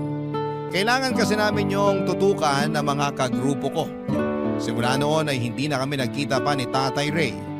Ewan, pero pag dumadaan ako sa may simbahan o pag binabagtas ko yung kalsada papunta sa palengke ng Antipolo ay hindi ko na siya nakikita sa dati niyang pwesto. Naisip ko tuloy na baka lumipat na siya ng lugar na pinagtitindahan o tumigil na sa pagtitinda. Kaya nga masayang-masaya ako na malaman ang balita na katulad ko ay graduate na rin ang anak ni tatay na nag-aaral. Masaya ako dahil katulad ni mama, nagbunga na rin ang pagsisikap niya. Wala akong ibang hangad kundi ang umasenso sila sa buhay at hindi basta makaraos lang. Yun din kasi ang pangarap ko para sa pamilya namin nila Mama Papa Dudut. Alam ko na malayo pa pero malayo na. Kaya nga nagsusumikap ako ng gusto para maibigay ko ang mga bagay na salat kami noong araw. At syempre para mapatigil ko na ang mama ko sa pagtatrabaho. Isang hapon hindi ko inaasahan na muli kaming magkikita ni Tatay Ray nang pauwi na ako. Basta napaka-random lang noon. May pinuntahan daw siyang taga-hasa sa palengke at naisipan niyang maglakad na lamang pauwi para makapag-ehersisyo. Nagdesisyon kami ni tatay na magmerienda sa isang lumihan sa kanto para makapagkwentuhan na rin, Papa Dudut.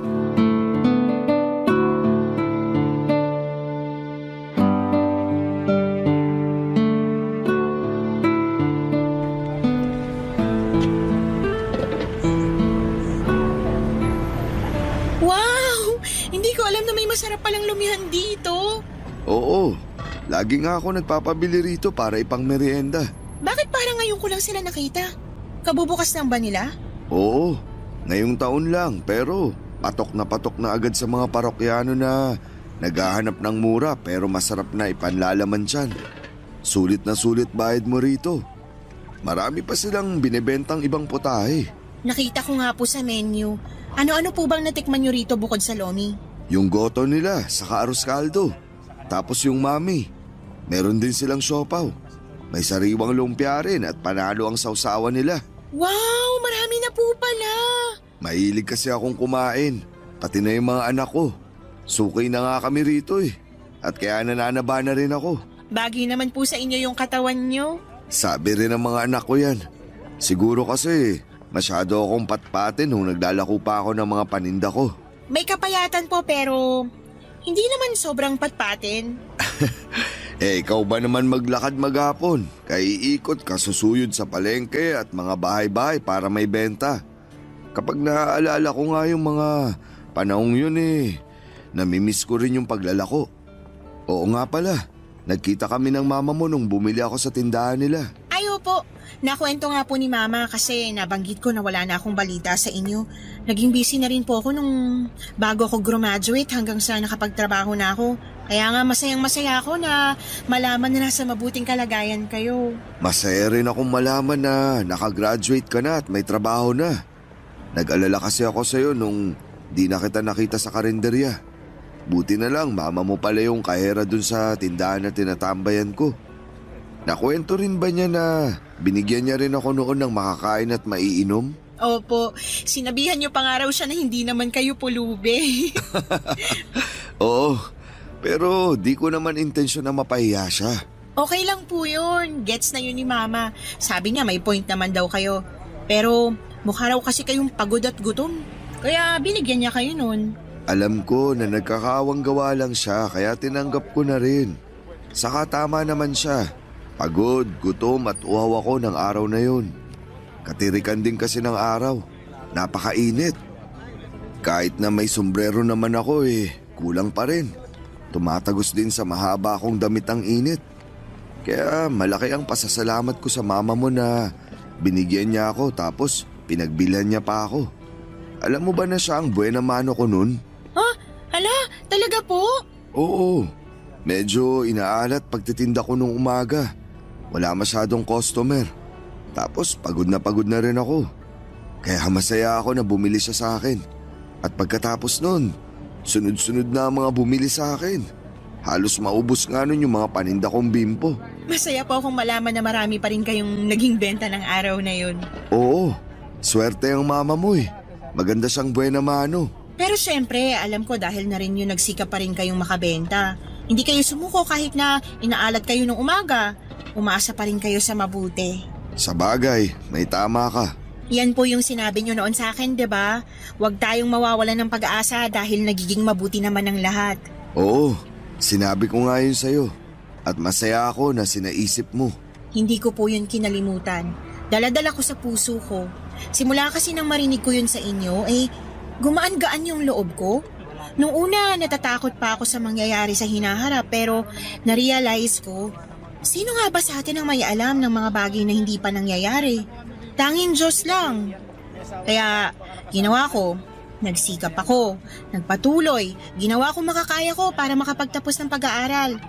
Hindi rin ako sumuko at umasa ako sa mabuti na makakahanap ako ng magandang trabaho na may maayos na sweldo para sa wakas.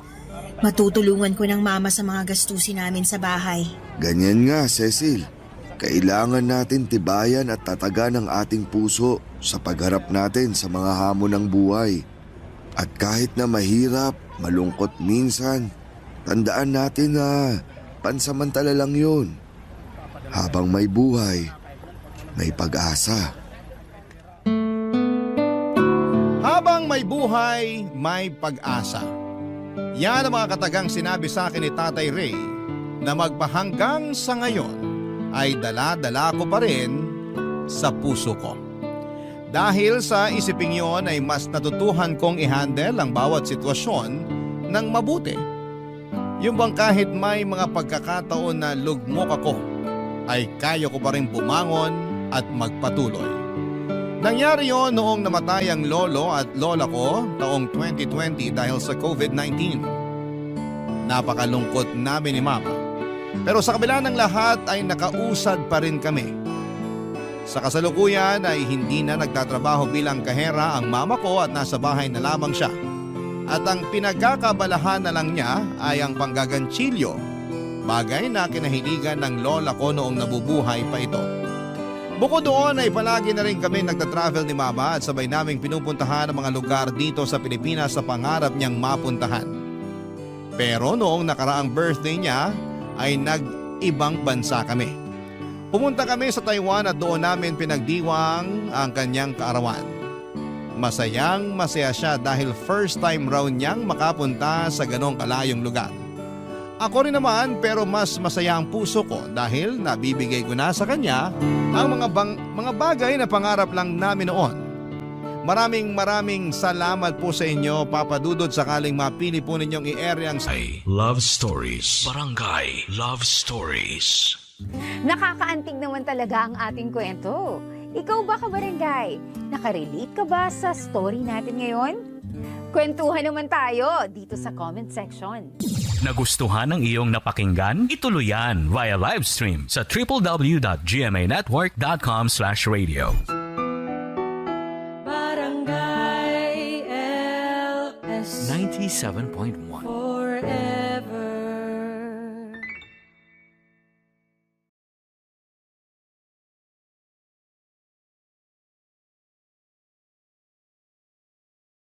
Ang mga kwento ng pag-ibig, kwento ng buhay at kwento ng pag-asa dito sa Barangay Love Stories. Love Stories. Ang tatay ang sinasabing unang lalaking inibig ng kanilang anak na babae. Pero minsan ang tatay din ang unang dudurog ng puso ng kanyang dalaga. Ikaw, kabarangay, minsan ba'y sinaktan ka ng iyong ama?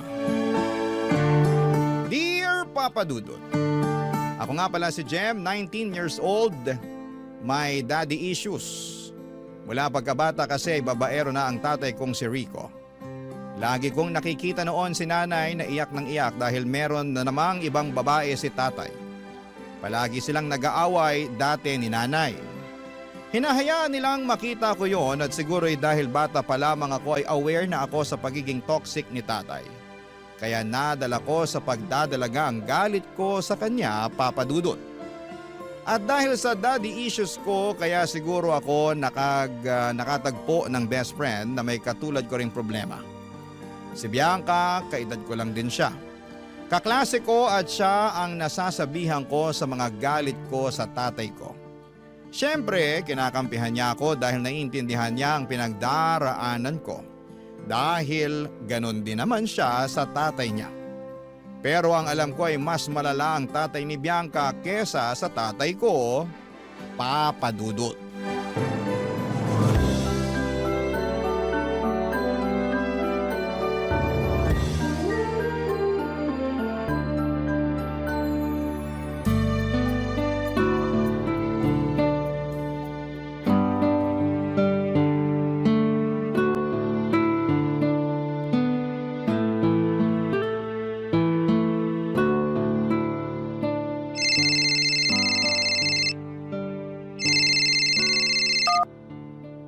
Hello? Beshi! Oh, Bianca. Bakit ka umiiyak? Beshi kasi! Ay, nako. Tatay mo na naman bang problema mo? Bakit?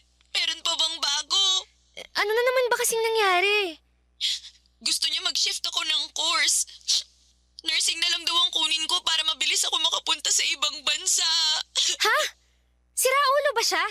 Kung kailan malapit ka ng graduate, tsaka ka naman niya gustong mag-shift? Hindi talaga nag-iisip yung tatay mo, no? Sarap ipaanod sa baha. Sinabi ko naman sa kanya yan.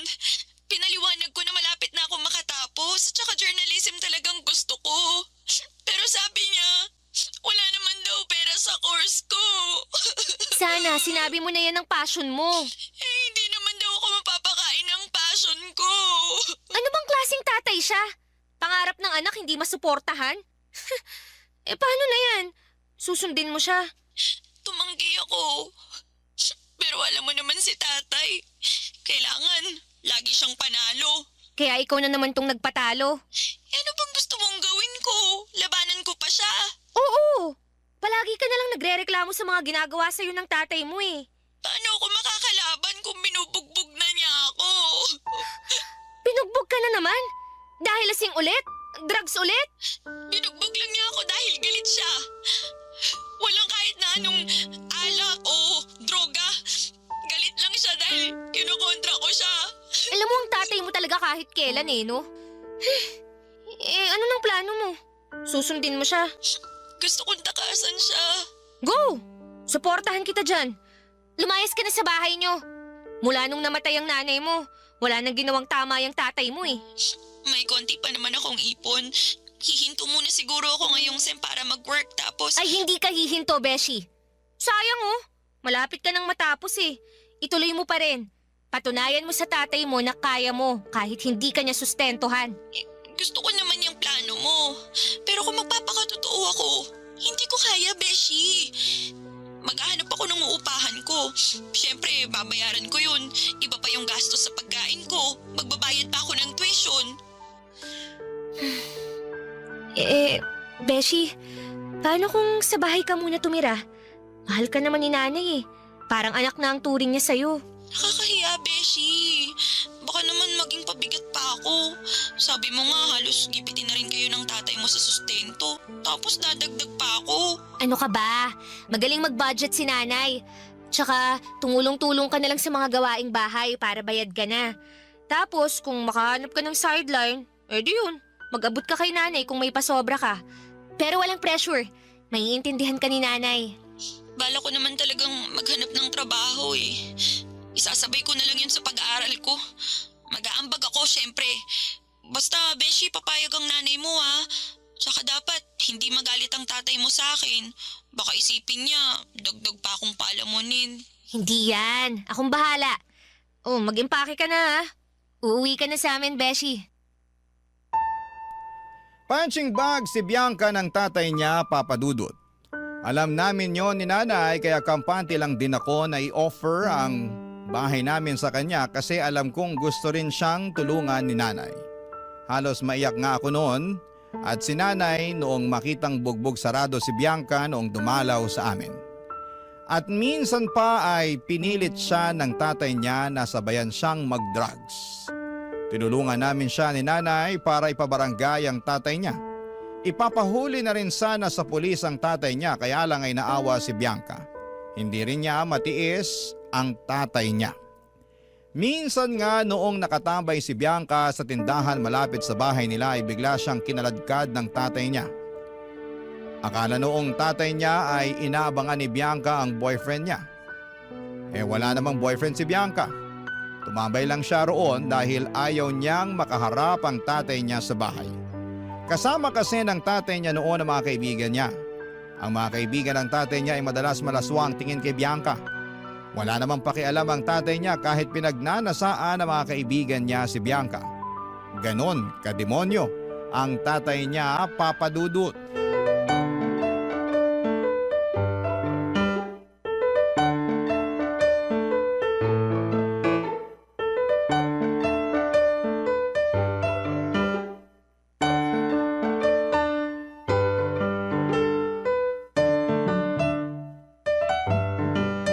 Di ayan na naman po.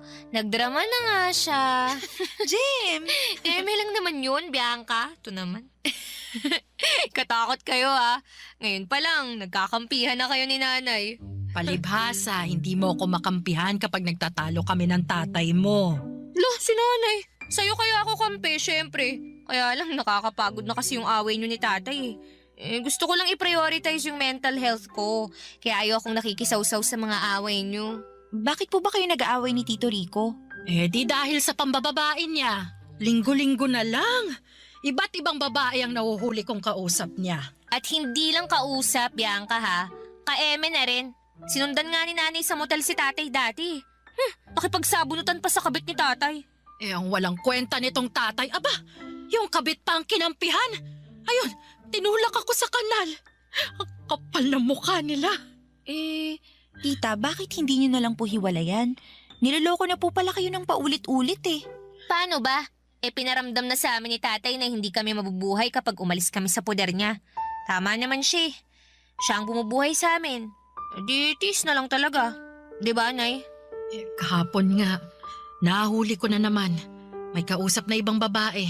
Naku, estudyante pa. Ang galing talaga mambola ng tatay mo, Jem. Alam ko yung estudyante na yan, Nay. Last month pa nakaka-date ni tatay yan Last month pa?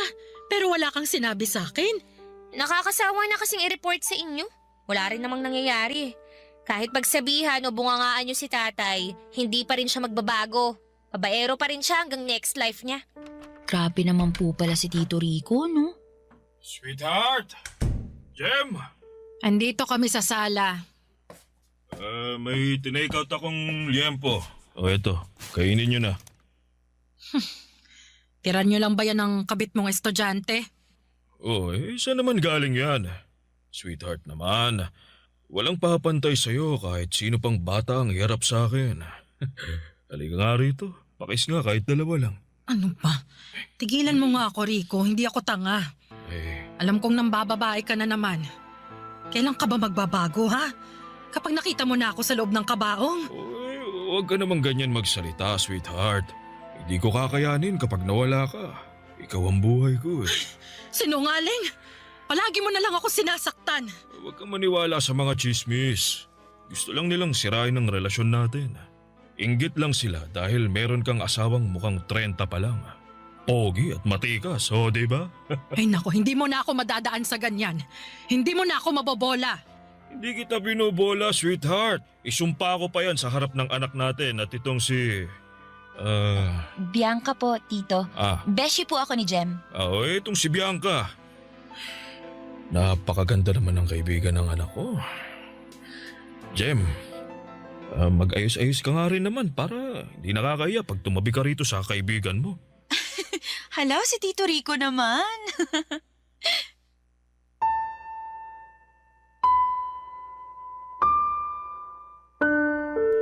Papa Dudut, kumukulo na ang dugo ko noon kay tatay pero hindi ko na siya sinagot pa. Hindi ko na rin siya kasi kinakausap ng mga panahong yon. Ayoko na lang ma-stress kaya hinayaan ko na lamang siya. Alam ko namang wala ring patutunguhan kung mag-uusap pa kaming dalawa. Si nanay naman ay marupok pa rin dahil sa pambobola ni tatay. Tinanggap na lang niya ulit at parang walang nangyari. Parang hindi siya na-stress na nalaman niyang bagong estudyanteng kabit ni tatay. Sobrang martir ni nanay, Papa Dudut. Alam niyo bang ilang beses nang nagkaroon ng sakit si tatay dahil sa pakikipagsiping niya sa iba't ibang mga babae? Nahawa na nga rin si nanay isang beses. Pero imbes na iwan ay mas lalo pang dumikit si nanay kay tatay. Dahil pinaramdam sa kanya ni tatay na wala nang ibang papatol kay nanay, lalo't nahawahan na siya ni tatay ng sakit. Akala ni nanay, hindi ko alam ang tungkol doon pero napakinggan ko yon habang nagtatalo silang dalawa sa kwarto, Papa Dudut. Barangay Love Stories. Barangay Love Stories. Mula nang tumira si Bianca sa bahay, kahit papaano ay naging maginhawa ang buhay namin ni nanay. Masipag ang beshi ko. Kahit na hindi na utusan ni nanay ay siya na ang nagkukusa. Kaya madalas ay nag-relax lamang ako at nakakapag-focus sa pag-aaral ko. Magaling nga itong si Bianca na pagsasabay niya ang pag-aaral, pagtatrabaho at pagtulong niya sa bahay namin. Bilib nga si nanay at parang mas paborito na niya si Bianca kesa sa akin. At ganoon din ang nangyari kay tatay. Kung kami ni tatay ay hindi nagbabanding, sila ni Bianca ay madalas magkausap. Kapag umuwi si tatay sa bahay ay lagi silang nagkakausap. Minsan pa nga ay sabay silang nanonood ng basketball. Aaminin kong naiinggit ako kapag nakikita ko ang bonding nilang dalawa. Dahil hindi naman kami nagkaroon ng ganong koneksyon ni tatay. Bakit kaya ni tatay nagagawang makipag-bonding kay Bianca? Pero sa akin na sarili niyang anak ay hindi niya magawa, Papa Dudut.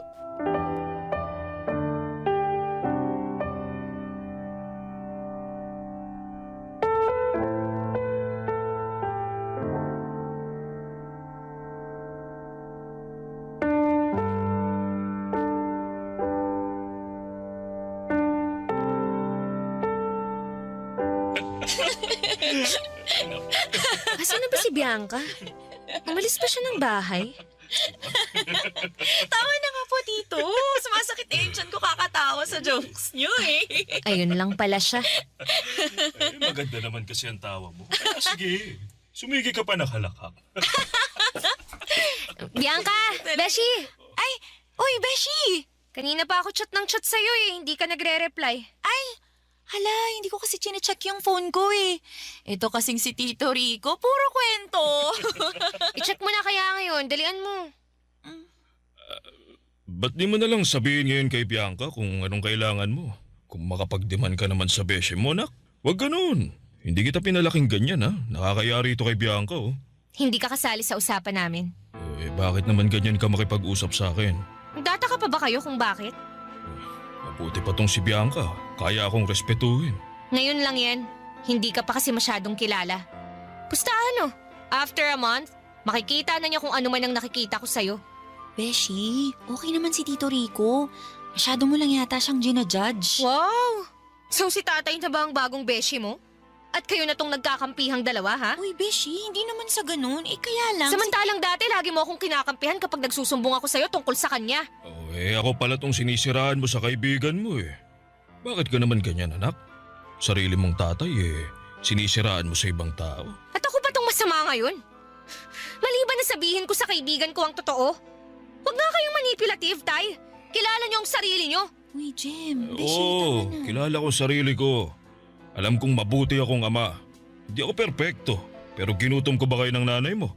Pinabayaan ko ba kayo? Obligasyon yung buhayin kami ni nanay. At saka kung makapagsalita naman kayo, akala nyo consistent kayong magbigay ng pera kay nanay. Eh kung hindi pa nga siya magmakaawa sa inyo, hindi pa kayo mag-aabot eh. Sa hindi naman palagi malakas ang kita ko eh. Matuto ka naman magpasalamat. Mabuti ka't hindi ako kagaya ng ibang amaryan na tinalikuran ng mga anak nila eh. Parang itong si Bianca. Pinabayaan na lang ng tatay. Di ako gagaya ron. Maayos ako. Di ako nangiiwan ng pamilya. Hindi nangiiwan, pero nang bababae naman. Beshi, huwag ka namang kakampihan mo talaga si tatay, ha? Bakit hindi? Wala naman akong ginagawang masama. Ikaw lang tong gumagawa ng problema at ikagagalit mo, Jem. Nananahimik ako rito eh. Tapos pinagbumukha mo akong masama sa harapan ng kaibigan mo. Nakakahiya? Nakakahiya? Talaga ba, ha? Meron kayo nun? Beshi, hindi na tama yung pananalita mo sa tatay mo. Awat na. Oo, sige na. I-check ko na lang yung messages mo sa akin. Wag na. Magsama na lang kayo ni tatay. Tingnan mo tong batang to. Ang lakas ng toyo. Panang mana sa nanay. Nako, Kung masama lang akong tatay, sinaktan na kita eh. Kaso hindi ako ganon. Hindi ako kagaya ng tatay ni Bianca na nambubugbog. Babait ako. Mawat ka na nga, Tay. Ikaw na tong kinakampihan ng best friend ko, oh. Kung ano-ano pang sinasabi mo dyan. Magsama kayo ni Bianca. Buisit!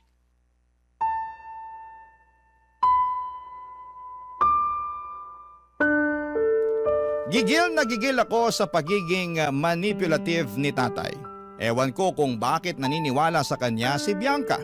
Hindi na umaandar ang ganong klaseng mga salita ni tatay sa akin at hindi ko naman masisisi si Bianca dahil yon ang unang beses na nakaharap at nakasama niya si tatay.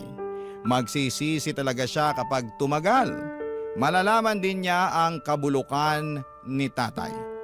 Nakakaumay ang ganong ugali ni tatay, Papa Dudut. Napakasinungaling. Akala niya siguro nakakatuwa ang pagiging bolero at mayabang niya. Panay ang puri sa sarili hindi naman totoo ang mga sinasabi. Dahil sa pagiging close ni na tatay at Bianca ay nawala na ng time ang best friend ko sa akin. Hindi na nga kami halos nakakapag-usap. Lagi na lang silang dalawa ni tatay ang magkaut-utang dila. Parang sila pa itong mag-ama. Kapag tinitingnan ko sila ay hindi ko maiwasang makaramdam ng lungkot. Bakit napakabait ni tatay kay Bianca pero sa aking anak niya ay lagi siyang walang kwenta. At isang araw ay nalaman ko na ang katotohanan.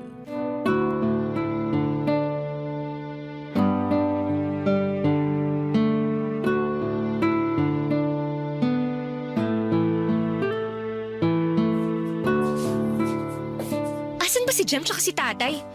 Bakit palagi silang nawawala? Hanapin ko nga. Baka kung ano nang ginagawa ng mga yun. Teka. Ano yun? Anong ingay yun? Puntahan ko nga.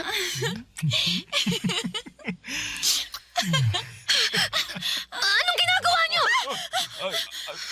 Beshi! Anak! Mga baboy kayo! Bakit kayo naghahalikan? Bakit kayo nagyayakapan? Beshi, magpapaliwanag ako. Beshi mo yung mukha mo! Paano mo ito nagawa sa akin, Bianca? Bakit tatay ko pa ang pinatulan mo? Walang kasalanan si Bianca, anak. Kasi ikaw ang may kasalanan ng lahat! Manipulative ka kasi! Pinaniwala mo ang best friend kong mabuti kang tao! Porket alam mong may problema siya sa tatay niya, kaya inabuso mo ang kahinaan niya! Hindi totoo yan. Hindi namin sinasadyang mahulog sa isa't isa. Nangyari lang talaga ang dapat mangyari. Dapat mangyari? So ano tong ginagawa niyo? Dapat tong mangyari? Wala kang nakikitang masama sa tukaan yung dalawa ng best friend ko? Ang best friend ko na kaedad ko lang? Ano ba, dalaga na si Bianca. Nasa tamang edad na siya. Tama si Rico, Jem. Tsaka ako naman tong nagdesisyon na pagbigyan ng tatay mo eh. Gusto ko siya. Mabait si Rico sa akin at sana makita mo yun. Kung bibigyan mo lang ng chance ang tatay mo. Bianca, ano ba? Naririnig mo ba yung sarili mo? Ilang beses kong kunento sa'yo kung gaano kagaling magmanipula ang tatay ko. Bakit ka nagpabiktima? Hindi ako nagpabiktima. Hindi ka naman kasi nakikinig sa akin eh. Mahal ko ang tatay mo.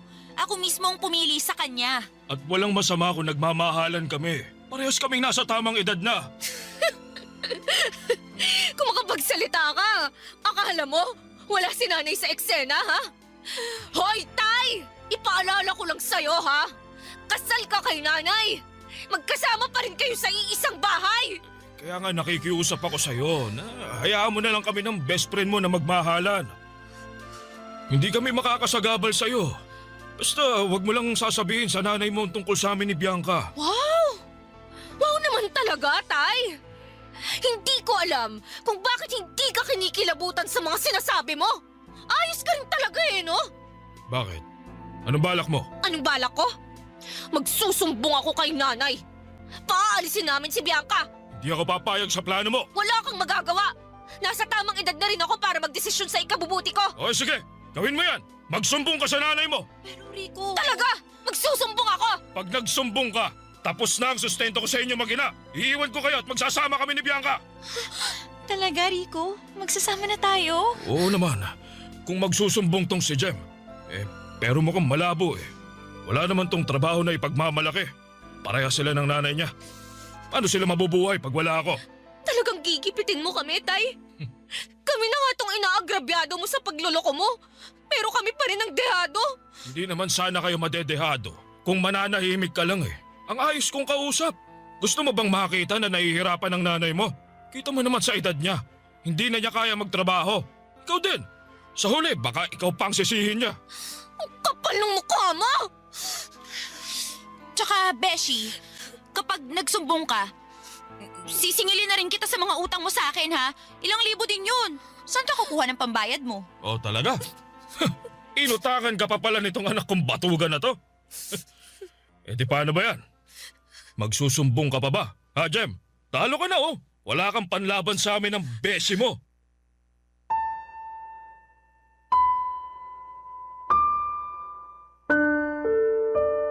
Nagtawanan lamang sina Tatay at Bianca nang makitang gipit na ako sa sitwasyon nilang dalawa.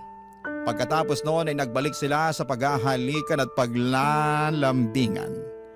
Parang hindi nila ako nakikita at nakakasama ng loob yon, nakakasuka silang dalawa. Umalis ako para magpahangin. Ilang araw na wala noon si nanay dahil umuwi siya ng probinsya para alagaan ang bunso nilang kapatid na merong sakit. Kaya siguro ang lakas ng loob ni Bianca at tatay na gumawa ng kademonyuhan. Habang naglalakad noon ay hindi ko maiwasang maalala ang nakaraan ni Bianca. Bigla ko naalala ang mga kwento niya kung paano siyang na-attract sa mga may edad na lalaki. May mga naging boyfriend siya na halos kaedad ng mga tatay namin. Doon daw siya nakakahanap ng comfort. Doon lang ako napapailing noon, parang kasalanan ko na pinatuloy ko si Bianca sa bahay namin. Parang ako pa ang naging dahilan kung bakit nila pinagtataksilan si Nanay Papa Dudut. Barangay Love Stories. Barangay Love Stories. Hindi ako nagsumbong kay nanay kahit kating-kati na ang dila ko na magsabi kay nanay pero hindi ko po ginawa, Papa Dudut. Pero pansin niyang balisa ako at madalas kong iwasan si nanay. Nakokonsensya kasi ako at iniiwasan na rin si Bianca. Galit na galit ako sa kanya at wala naman siyang attempt. Nalapitan po ako. Ni mag-sorry ay wala sa kanyang bokabularyo. Tuloy pa rin ang relasyon nila ni tatay. Kapag wala si nanay, ay doon sila malayang naglalandian. Kapag andun naman si nanay sa bahay, ay nag-check-in na lamang silang dalawa. Sobrang bigat sa pakiramdam na itago ang sikreto nilang dalawa, Papa Dudut. Pero wala akong magawa, hawak kami ni tatay sa leeg at alam kong tototohanin niya ang pagbabanta niyang iiwan niya kami ni nanay at pababayaan oras na magsumbong ako. At si Bianca, totoo naman kasing malaki ang inutang ko sa kanya. Pero ang inutang ko sa kanya ay ginamit namin ni nanay para pangtapal sa kulang na allowance na inaabot ni tatay sa amin. At napakasakit lang na ginamit ni Bianca yon para gipitin ako sa sitwasyon namin. Grabe ang pinagdaanan ko noon, Papa Dudut.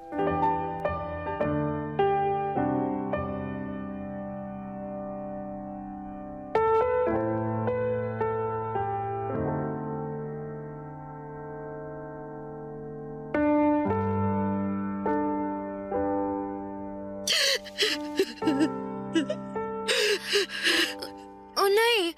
Bakit po kayo umiiyak? Ang tatay mo kasi, Jem. Ano na naman bang ginawa niya? May kutob ako na meron na naman siyang bagong kabit. May bago pa ba dyan? Hindi ka na nasanay, Nay. Alam ko namang lagi siyang may kabit, anak. Hindi siya nawawala ng babae. Alam ko rin naman yun. Pero iba kasi ngayon eh. Anong ibig niyong sabihin? Hi, tita! Hi, Jem. Hi, Bianca. Anong pinag-uusapan niyo? Wala kang pakialam. Ito talagang beshi ko. Wala na naman sa mood. Si tita na nga lang ang kausapin ko. Tita, anong meron? Parang pinagsakluban ka ng langit at lupa ah. Ang Tito Rico mo kasi, Bianca. Alam kong may babae siya. Oh, meron ulit? Nagtataka ka ba?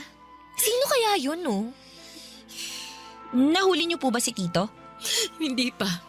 Mag-iimbestiga pa ako. Alam niyo tita, kung ako lang po, hayaan niyo na po si tito. Mabait naman po siya eh. Puro trabaho nga lang ang inaatupag niya. Para may uwi siya sa inyo, di ba? Hindi eh. Hindi, Bianca. Alam kong may mali na. Ibang babae ang inaatupag niya. O anong nakakatawa, Beshi? Niloloko na nga nanay mo, ganyan ka pa kumakatawa. Ay, nako. Concern ka kay nanay? Oo naman. Kasi parang nanay ko na si tita. Huwag ka ngang tumawa yan, Jem. Problemado lang ako rito. Ay, nako. Hayaan niyo na si tatay, Nay. Hindi na yun magbabago.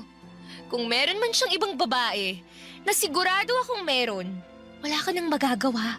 Pero kailangan ko pa rin gumawa ng paraan para matigil yon.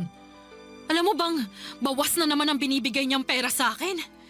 Kasi sigurado ako, binibigyan niya ng pera ang kabit niya. Ay, oo no. Siguro yung pera ni tatay. Pinambibili niya ng sapatos tsaka bag ng kabit niya. Ano sa tingin mo, Beshi? Ganun kaya yun? Hindi naman siguro gagawin yun ni tito. Sa inyo pa rin ni tita napupunta ang pera niya. Talaga lang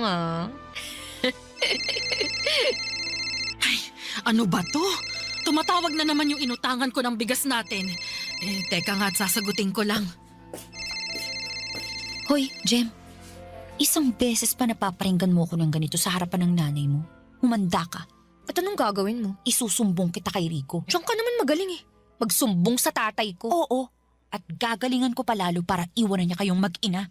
Ganyan ka talaga kasama, Bianca? Sumasama lang ang ugali ko kapag kinakalaban na ako. Beshi.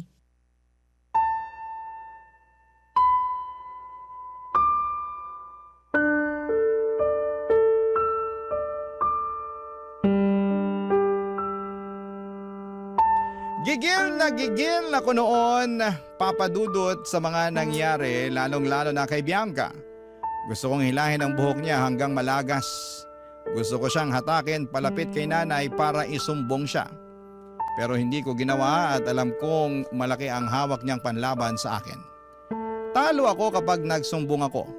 Hinayaan ko siyang pagbantaan ako at hinayaan ko siyang malditahin ako at sa isang iglap ay nawala lahat ng amor ko kay Bianca.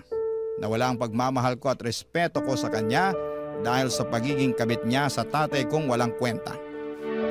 Kaya naman nakaisip ako ng paraan para gumanti. Hindi na ako papayag na api-apihin na lamang nilang dalawa. Hindi na ako pwedeng manahimik pa, bahala na kung ano ang mangyari. Kahit iwan na kami ni tatay, pagkatapos nitong gagawin ko ay wala na akong pakialam.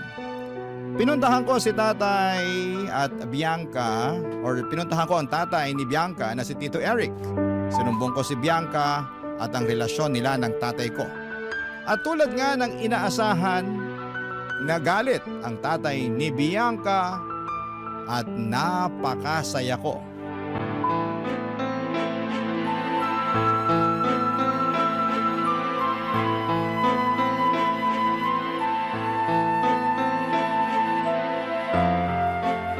Sigurado ka ba talaga sa sinasabi mo? Totoong kabit ng tatay mo ang anak ko? Opo, Tito. Ako nga po mismo ang nakahuli. At nandyan sila ngayon sa bahay niyo? Opo. Kaya habang nandyan pa silang dalawa, sugurin nyo na. Pasok po kayo. Bianca! Bianca, asan ka? Lumabas ka, ngayon din! Ano nangyayari rito? Sino ka? Ako ang tatay ni Bianca. Umalis ka rito. Hindi ka welcome sa bahay namin. At wag ka magkakamaling saktan si Bianca dahil ipapupulis kita. Nay, hayaan niyo si Tito Eric. Ikaw ang nagpapasok sa kanya rito, Jem. May kailangan kasi kayong malaman. Ano bang nangyayari? Nasaan ang magaling mo asawa, ha? Nasa kusina. Nagluluto sila ni Bianca. Napakahayop talaga! Tita, may tumatawag po ba sa akin? Bianca! Tay, ano pong ginagawa niyo rito? Ano ba yan? Bakit may naririnig ako sumisigaw? Sino ka ba? Ako lang naman ang tatay nito ni Bianca. Ikaw ba si Rico? Ginawa mong kabit ang anak ko. Anong pinagsasasabi mo riyan? Anong kabit? Hindi mo alam? Hindi mo alam na ang mister mo at ang anak ko magkarelasyon? Rico! Hindi totoo yan! Nagpapakatatay lang ako kay Bianca dahil wala kang kwentang ama! Anak ka na, nagsisinungaling ka pa! Tama na! Jem, anak ko! Ano ba itong ginawa mo? Pakinggan mo sila, Nay. Para malaman mo. Hayop ka, matanda ka na! Pati kaedad ng anak mo, pinatos mo! Ano ibig sabihin nito? Bianca! Sumagot ka, Bianca! Tinatanong ka ng nanay ko! Napakahayop mo talaga, Jem! Meron pa bang masayop sa'yo?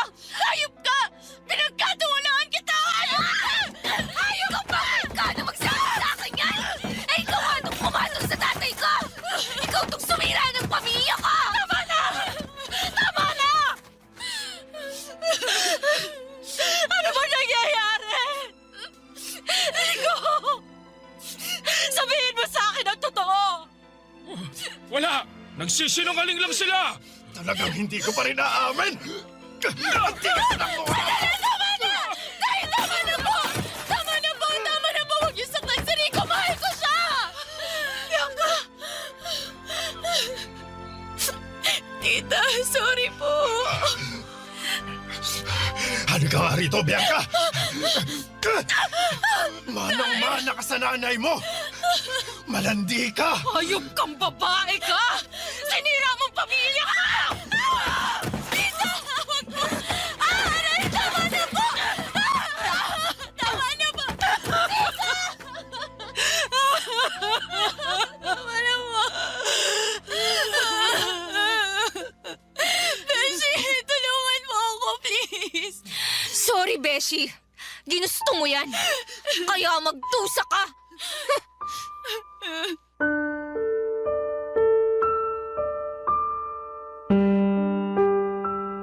Papadudot, masakit sa dibdib na makitang nasasaktan ang nanay ko dahil sa mga nalaman niya. Pero mas mabuti na yon para magising na siya sa katotohanan. Hinayaan ko siyang saktan si Bianca at ganoon din si Tito Eric. Hinayaan niyang masaktan ng todo si Bianca para madala ito. Sa unang pagkakataon ay kampi ako kay Tito Eric. Pagkatapos noon ay kinaladkad na nito si Bianca paalis sa bahay namin. Wala nang nagawa si tatay pagkaalis ng mag-ama. Kami naman ang binalikan ni tatay, pinagmumura niya si nanay pero lumaban na si nanay. Nakipag-iwalay na si nanay kay tatay, inunahan na niya si tatay. Natauhan na nga si nanay at wala kong kasing saya ng mga oras na yon. Mabuti na lang talaga at nagsumbong ako kay Tito Eric. Naging magulo at madugo yun pero mabuti na rin kaysa patuloy kaming sakalin ni tatay sa panggigipit niya. Sa ngayon, Papadudot, ay wala na kaming balita kung nasaan sina tatay at Bianca. Ang huli kong nabalitaan ay nagtanan sila. Ako naman ay nakakuha ng trabaho para masuportahan ko si nanay. Huminto muna ako sa pag-aaral para makatulong ako sa pag-ahon namin. Mahirap pero kinakaya. Okay na ito kaysa umasa sa isang walang kwentang ama. Maraming salamat po sa pagbasa ng aking liham. Ang inyong kapuso at kabarangay forever, Jem. Anong say mo sa Barangay Love Stories na ito? Pagkwentuhan natin sa comment section yan. Ang mga kwento ng pag-ibig, kwento ng buhay at kwento ng pag-asa dito sa Barangay Love Stories. Love Stories.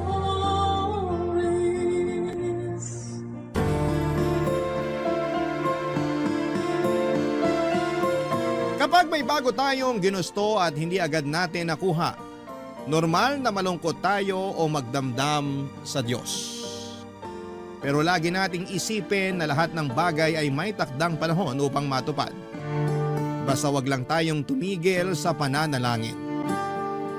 Ikaw kabarangay, meron ka bang hiling na gusto mong matupad?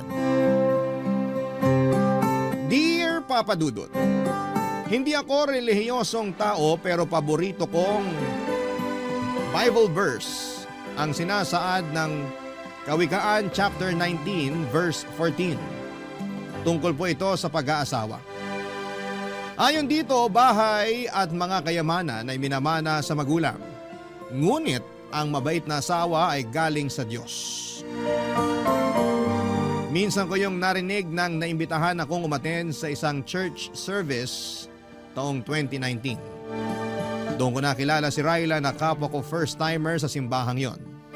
Pero hindi na naulit ang pagkikita namin dahil sa pandemic. Noong December 2021 ay para bang kusa kaming pinagtagpo ng kapalaran. Nagkita kami sa isang bookstore sa mall sa Mandaluyong. Nakamask pa ang mga tao noon dahil pandemic pa, pero unti-unti nang nasasanay. Doon nagsimula ang constant communication namin hanggang sa niligawan ko siya. Matapos nga ang 2 buwan ay sinagot niya ako, Papa Dudut. Tawagin niyo na lamang ako sa pangalang Tuti. 31 years old at isang web developer. Pero bago ko napunta sa posisyon kong ito, ilang taon din akong namasukan bilang katukatulong ng tiyo ko sa tindahan niya ng mga karne sa palengke ng Araneta, Cubao. Wala rin kasing anak ang tiyuhin ko kaya malaking pabor talaga na tinutulungan ko siya sa kanyang business. Pero sinabi ko sa kanya na gusto ko namang sumubok ng ibang trabaho. Bagay na sinang-ayunan niya. Mahusay kasi ako sa computer at gusto ko sanang gamitin yon sa larangan na may kinalaman dito. Nagsimula ang job hunting ko taong August 2022 at kasama ko na noon si Ryla dahil magka-live-in na kami. Kaya lang ay hindi naging madali ang paghahanap ko ng trabaho dahil nagka-problema ako, Papa Dudut.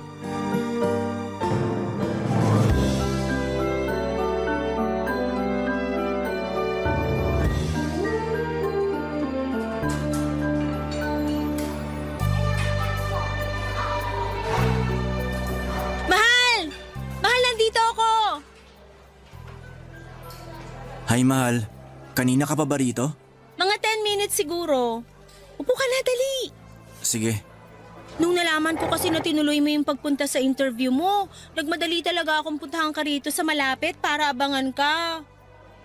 O ano, kamusta interview? Ayun, ligwak. Ha? Anong ligwak? Hindi ako pasado kasi wala raw silang matinong sagot na nakuha sa akin. Pwede ba yun? Baka sila ang hindi matino magtanong. Matino naman yung mga tanong nila. Ako talaga yung may problema. Kasi parang umurong yung dila ko nung ini-interview na ako. Sakto, mainipin pa naman yung HR manager nila. Kitang-kita ko yung pagsasalubong ng kilay niya habang nakikipagtitigan sa akin at hinihintay ang sagot ko. Bakit? Kinabahan ka ba? Medyo. Nakalimutan ko yung pinractice natin, mahal. Para akong natuod sa pagkakaupo ko. Ang naririnig ko lang nung time na yon ay yung malakas na kabog ng puso ko. Ganyan din naman ako nung unang beses akong interviewin sa trabaho eh. Ayun, di rin ako nakapasa. Sabi nila sa evaluation ko, hindi raw ganun yung klase ng empleyado na hinahanap nila. Dapat daw attentive at may kumpiyansa sa sarili. Saan ko naman uhugutin yun? First time ko nga lang mag-apply, di ba? Pero hindi ko naman na first time. Pangatlong job interview ko na to pero lagi pa rin akong ligwak. Nagkataon lang siguro yun, mahal. Ewan ko. Parang nawawala na ako ng pag-asa na matatanggap ako sa in-applyan kong trabaho. Wag naman. Naniniwala pa rin ako na matatanggap ka. Pero hanggang kailan ko ba dapat subukan? Hanggang matanggap ka. Dapat lalo ka magpursige. Alam ko na pursigido ka naman. Pero habang wala pang tumatanggap sa'yo, wag kang sumuko. Magpatuloy ka lang. Thanks, mahal. Oh, bakit malungkot ka pa rin? Nahihiya na kasi ako sa'yo. At bakit ka naman nahihiya sa akin? Kasi grabe yung suporta mo sa akin. Pinapractice mo ako sa pagsagot ng interview. Tapos kapag wala kang pasok sa trabaho sinasamahan mo pa ako o di kaya inaantay pagkatapos ng interview ko.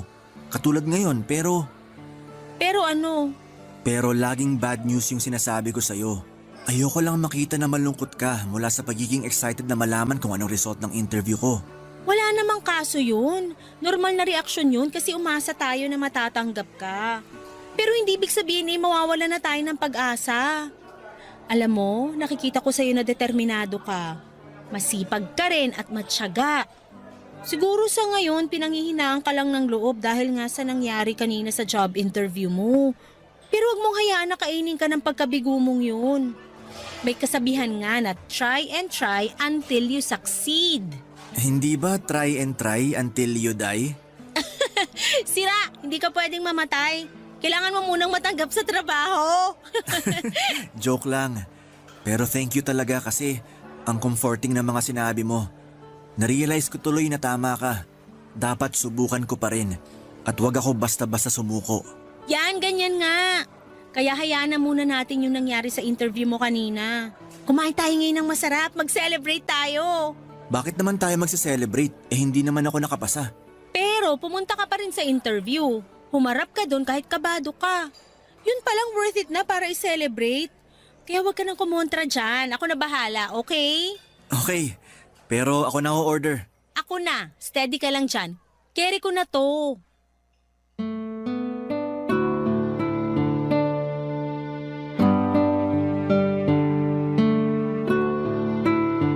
Papadudot naging kami ni Ryla noong February 2022. Siya ang first girlfriend ko at yon ang unang pinakamasayang Pasko ng buhay ko kasama siya. Ulila na kasi ako sa mga magulang at wala ring kapatid. Ang tiyuhin ko na lamang ang nagpaaral at kumupkop sa akin. Hindi ko masyadong feel ang Kapaskuhan dahil nga lagi kaming abala ng tiyo ko sa business niya. Kaya nang dumating si Ryla ay naranasan ko mag-celebrate ng Pasko. Hindi rin siya rin ang humimok sa akin na ituloy na ang pag-a-apply ng ibang trabaho. Kaya lang, nakaka-frustrate dahil madalas ligwak ako sa mga interview. Lagi kasi akong kinakabahan at nauutal. Pero malaki ang pasasalamat ko kay Ryla dahil hindi niya ako sinukuan kahit na sinukuan ko na ang sarili ko. Nagpatulong or napakatulong ang mga sinasabi niya para ma-relax ako at talaga namang pumapanatag sa akin ang mga yon. Bukod doon ay gustong-gusto ko rin ang pagiging optimistic niya. Kaya nga hindi nagtagal pagkatapos ng ilang pang mga pagsubok ay natanggap ako sa isang maliit na lending company bilang computer technician.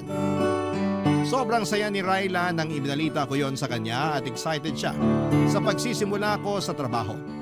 Nang makumpleto ko na ang requirements na kailangan, bumalik ako sa naturang kumpanya upang pumirma ng kontrata. Binigyan nila kaagad ako ng schedule kung kailan ako magsisimula sa probationary period ko. Papadudot.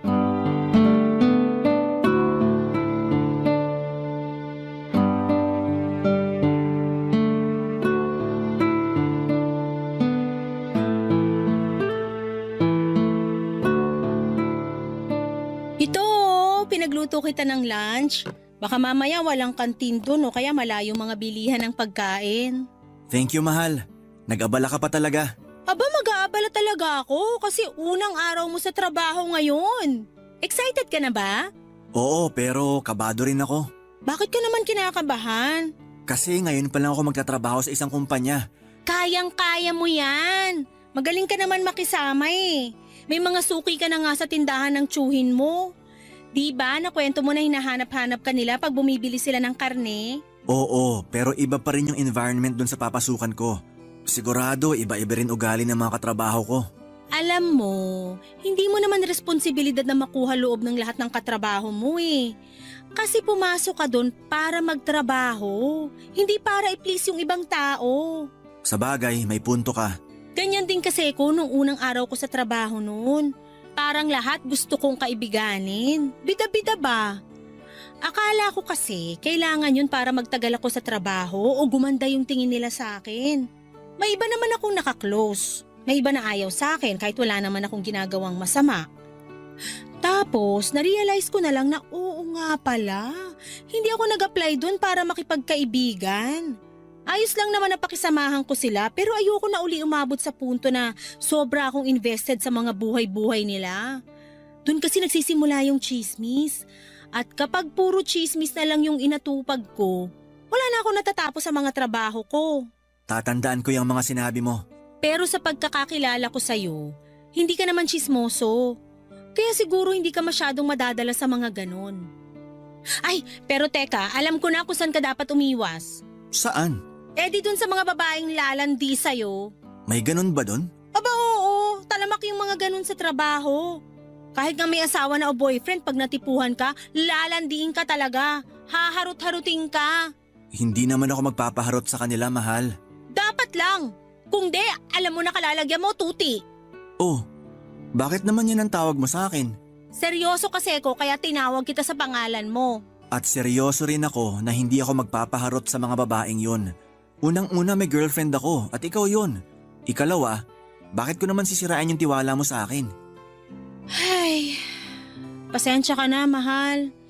Alam ko namang loyal ka, pero hindi ko lang mapigilang mapraning. Hindi ka naman praning. Kung nag-aalala ka kasi sabi mo nga talamak yung kabitan sa corporate job, normal na reaksyon lang yun. Kaya dapat kong gawin, bigyan ka ng assurance na hindi masisira ang relasyon natin dahil dun. Salamat, mahal. Napanatag na ako. Ikaw talaga? Pero walang anuman. Basta, maniwala ka sa akin. Good boy yata tong mahal mo. Ay talaga? Dapat lang kasi magaling kaming mga babae makaamoy ng nagsisinungaling na boyfriend. Kapag napatunayan kong may iba ka at taga dun sa pinagtatrabahuhan mo, babalatan ko kayong dalawa ng buhay. Parang nawala na yung kaba ko sa first day of work ko ah. Saan na napunta? Sa'yo, mas kinabahan na ako sa mga sinabi mo. Hoy, eto naman. Biro lang. Pero feeling ko masyado ako nagpadala sa emosyon ko. Di bale, kiss na lang kita para makabawi. Gusto ko yan. Dalawa ah.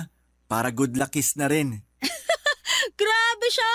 Humirit pa talaga pero sige na nga. Dalawa na kung dalawa.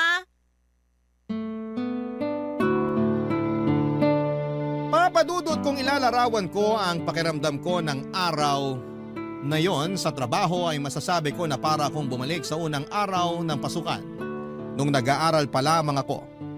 Mahiyain kasi talaga ako, tahimik at hindi pala kaibigan. Wala akong ginawa kundi ang ngumiti at tumango habang pinapakilala sa lahat ng empleyado kada department ng kapalitan ko sa naturang posisyon. Masasabi ko na nabawasan na lamang ang hiya ko at pagkailang ko kinahapunan dahil naging busy na ako sa pagbutingting ng kung ano-ano. Dahil nga sa may abilidad naman ako at tiwala ako sa kakayahan ko, ay dumami ang mga ginagawa ko sa trabaho. Kumbaga'y naging all around ako at wala naman akong reklamo dahil nagsisimula pa lamang ako. Nakakapagod oo pero masaya naman ako dahil hindi na karne ng baboy at manok ang binubutingting ko. Hindi naman po sa ingrato ako, sobrang nagpapasalamat ako sa tiyuhin ko dahil kinupkop at pinag-aral niya ako. Masaya rin po ako kasi binigyan niya ako ng trabaho sa shop niya ng ilang taon.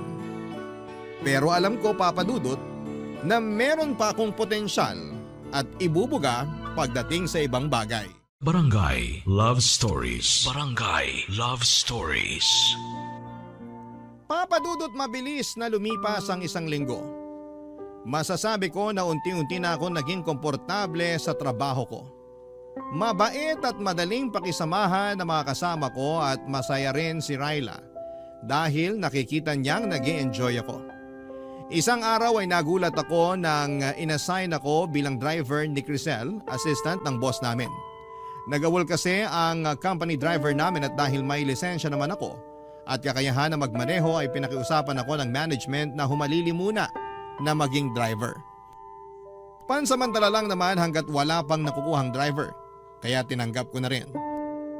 Ang gagawin ko ay ihahatid at susunduin ang boss namin at si Crisel tuwing may mga meeting sila sa labas. Malaking bagay yon dahil napaka-traffic sa Metro Manila at sobrang hassle rin kung magko-commute sila. Pero may mga pagkakataon na si Crisel lang ang madalas kong hinahatid at sinusundo papunta sa mga meeting niya sa labas bilang proxy ng boss namin. Busy kasing tao yon at malaki naman ang tiwala niya kay Crisel bilang assistant. Kaya nga madalas na kami lang dalawa ang magkasama. Bagay na hindi ko naman binigyan ng mali siya noong una, Papa Dudut.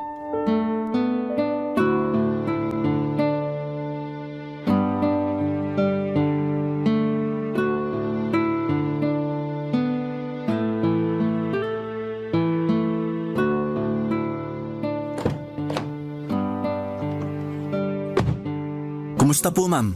Okay naman, maayos yung kausap ko.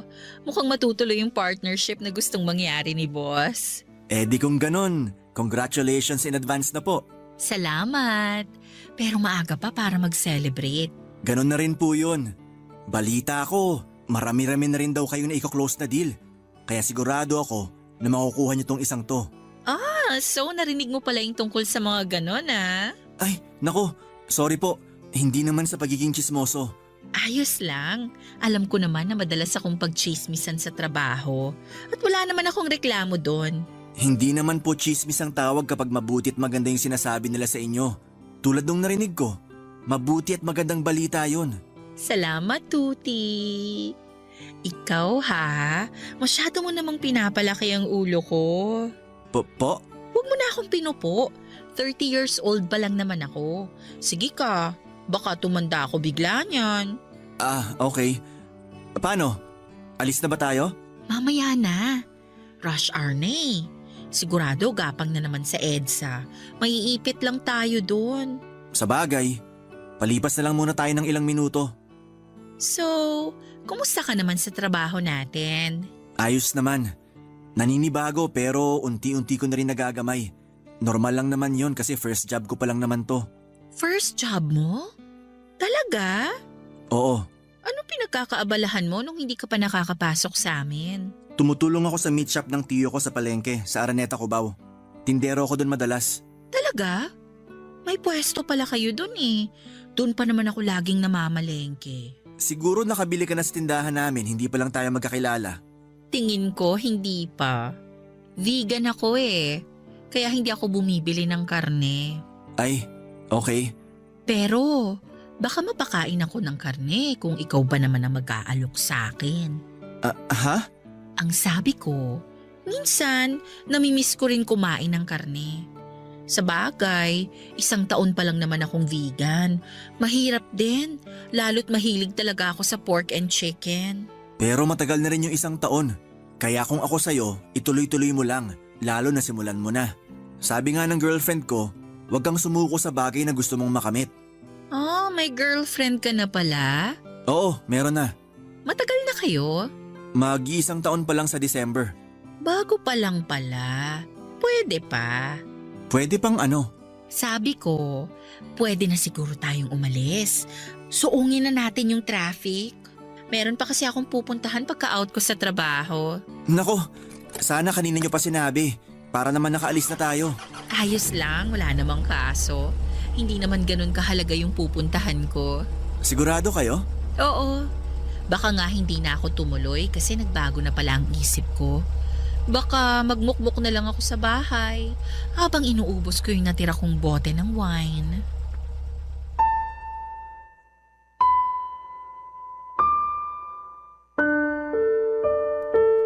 Papadudot dumalas ng dumalas ang pasimpleng hirit ni Crisel sa akin.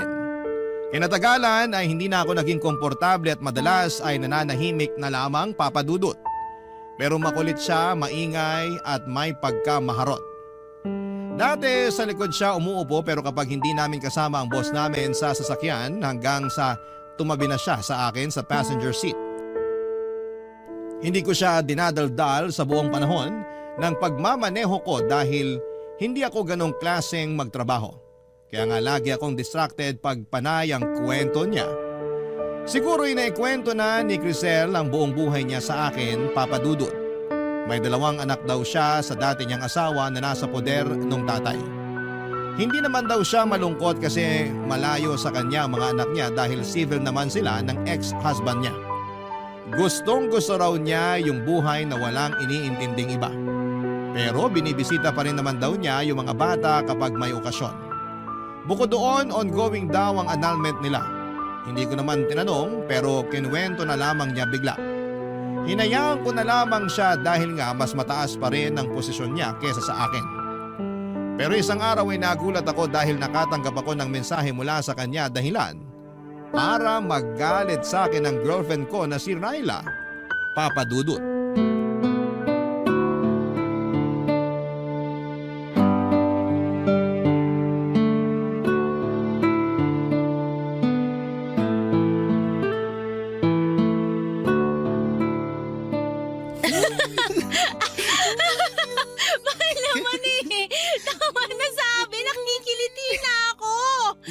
Kasi, nandaya ka sa game natin. Tapos ayaw mo pang aminin kaya dapat kang parusahan. Gusto ko namang maparusahan mo. Pero hindi naman yung ganito na mamamatay na ako sa kakatawa. Kinakabag na ako tsaka sakit na lang bang ako. Nako, parang alam ko na ibig sabihin ng ngiti mong yan, mahal. Aba Hindi lahat ng gusto ko kailangan sabihin ko. Dapat ramdam mo na yon. Uy, may nag-text sa'yo. Sino raw? Basahin mo nga. Unknown number eh. Ang sabi. Aray ko naman, mahal. Bakit ka ba namamalo? Dapat nga sipain ko pa mukha mo eh. Sino to nag-text sa'yo? Bakit ganito mag-text to? Ha? Tingin nga. Ayan, basahin mo. Ang sabi, I love you daw. Sino yan? Hindi ko kilala to, mahal. Kilala mo to. Imposibleng random text to. Sino yan sabi eh? Baka na wrong send lang. Teka, tatawagan ko nga para pagsabihan.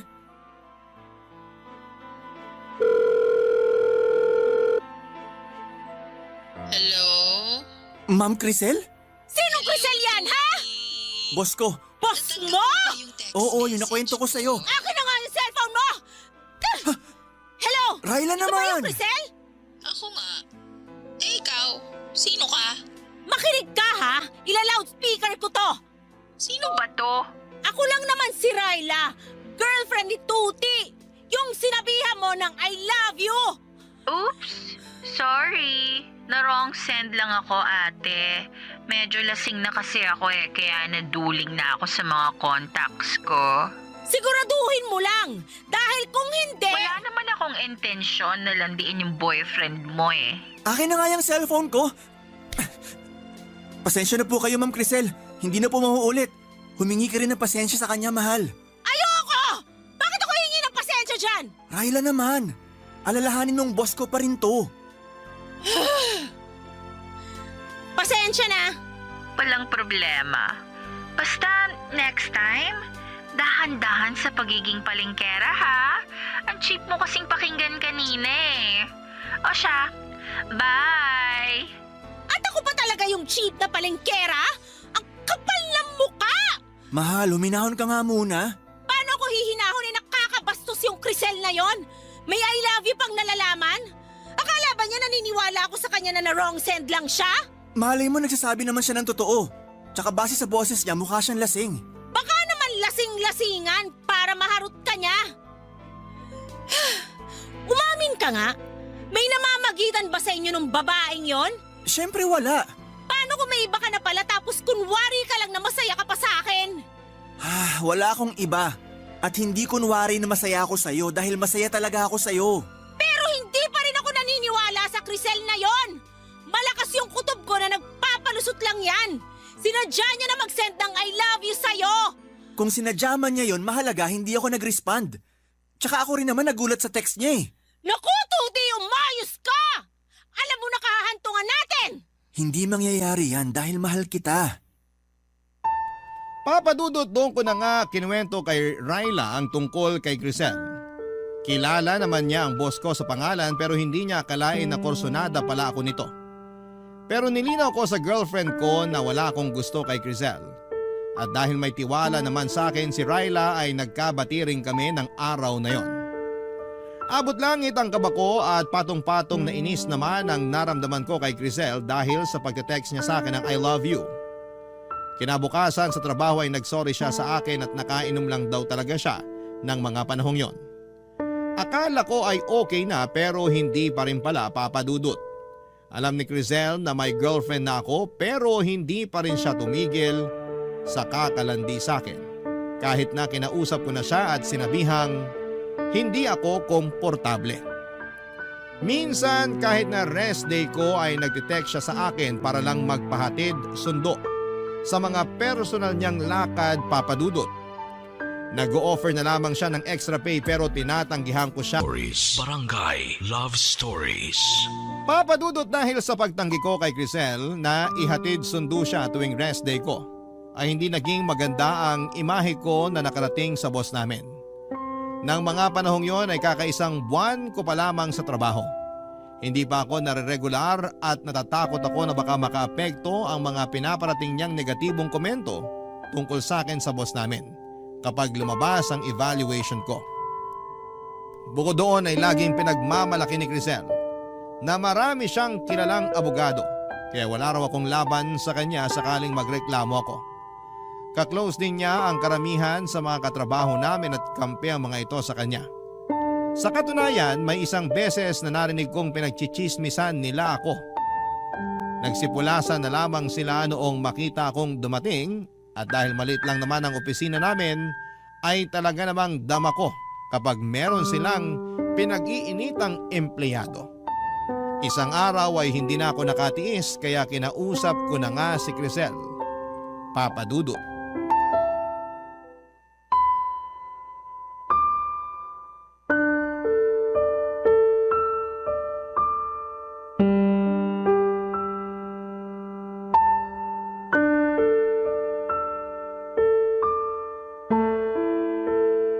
Ma'am, pwede ko po ba kayong makausap?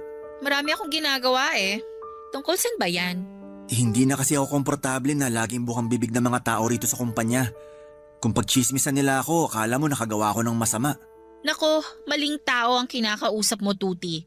Dapat ilapit mo yung concern mo sa HR, hindi sa akin. Ayoko naman pong may mamemohan. Kaya nga kayo na lang kinausap ko. Ano bang kinalaman ko rito at ako ang dapat mong kausapin tungkol dyan? Teka nga, huwag mong sabihin ako ang tingin mong pasimuno ng mga chismisa nila tungkol sa'yo. Bakit hindi po ba? Aba, sumusobra ka na.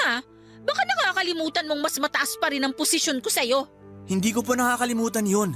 Pero ginagamit nyo na lang sa akin yung posisyon nyo para mapasunod nyo ako.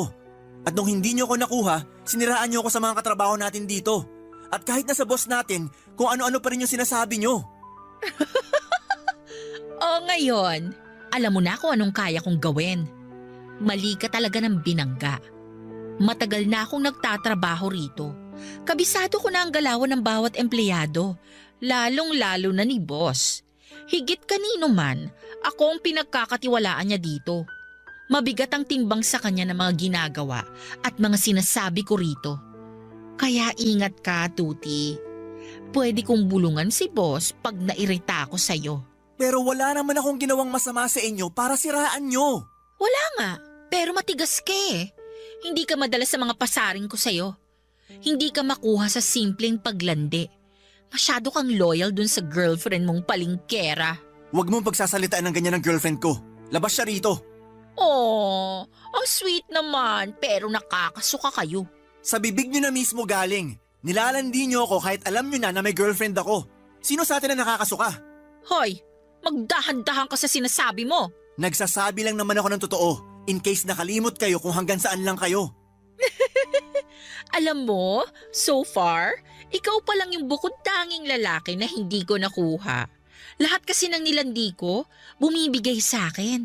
Pero ikaw, mailap ka. Bakit ba kasi masyado kang loyal sa girlfriend mo? Kasi mahal ko si Ryla. Ay, hindi naman totoo yung pagmamahal na yan. Napatunayan ko ng hanggang salita lang yan.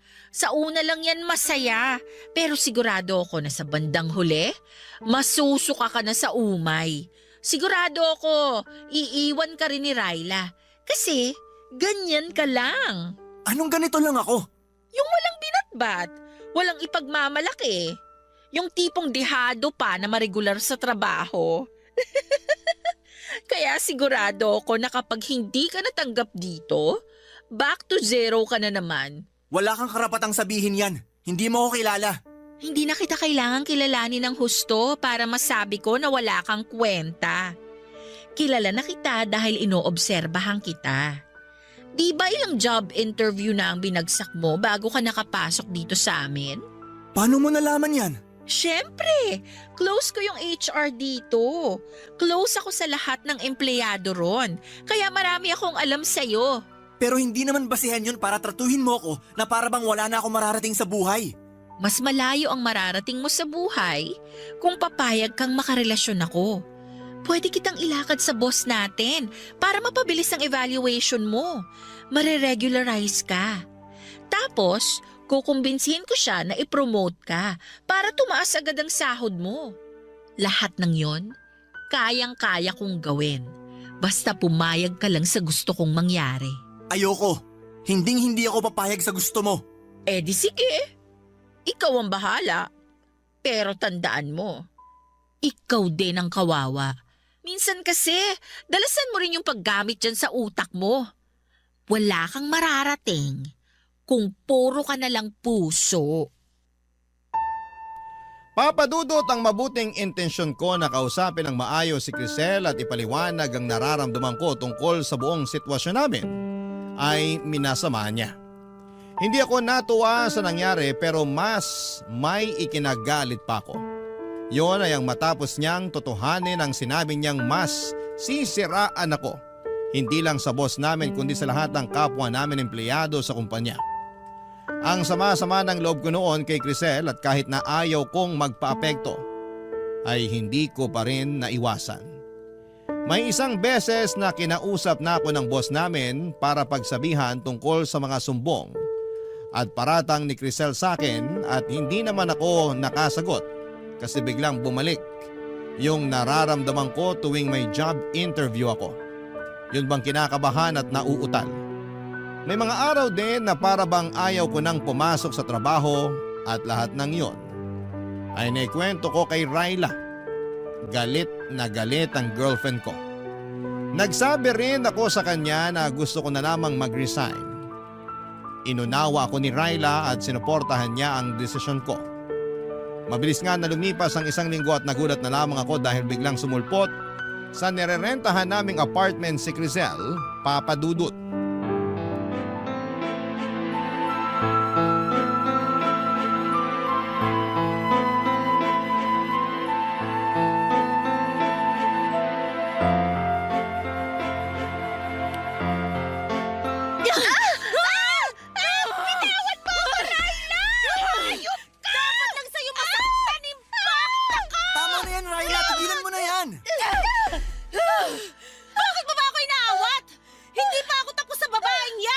Ayoko lang magkasakitan kayo.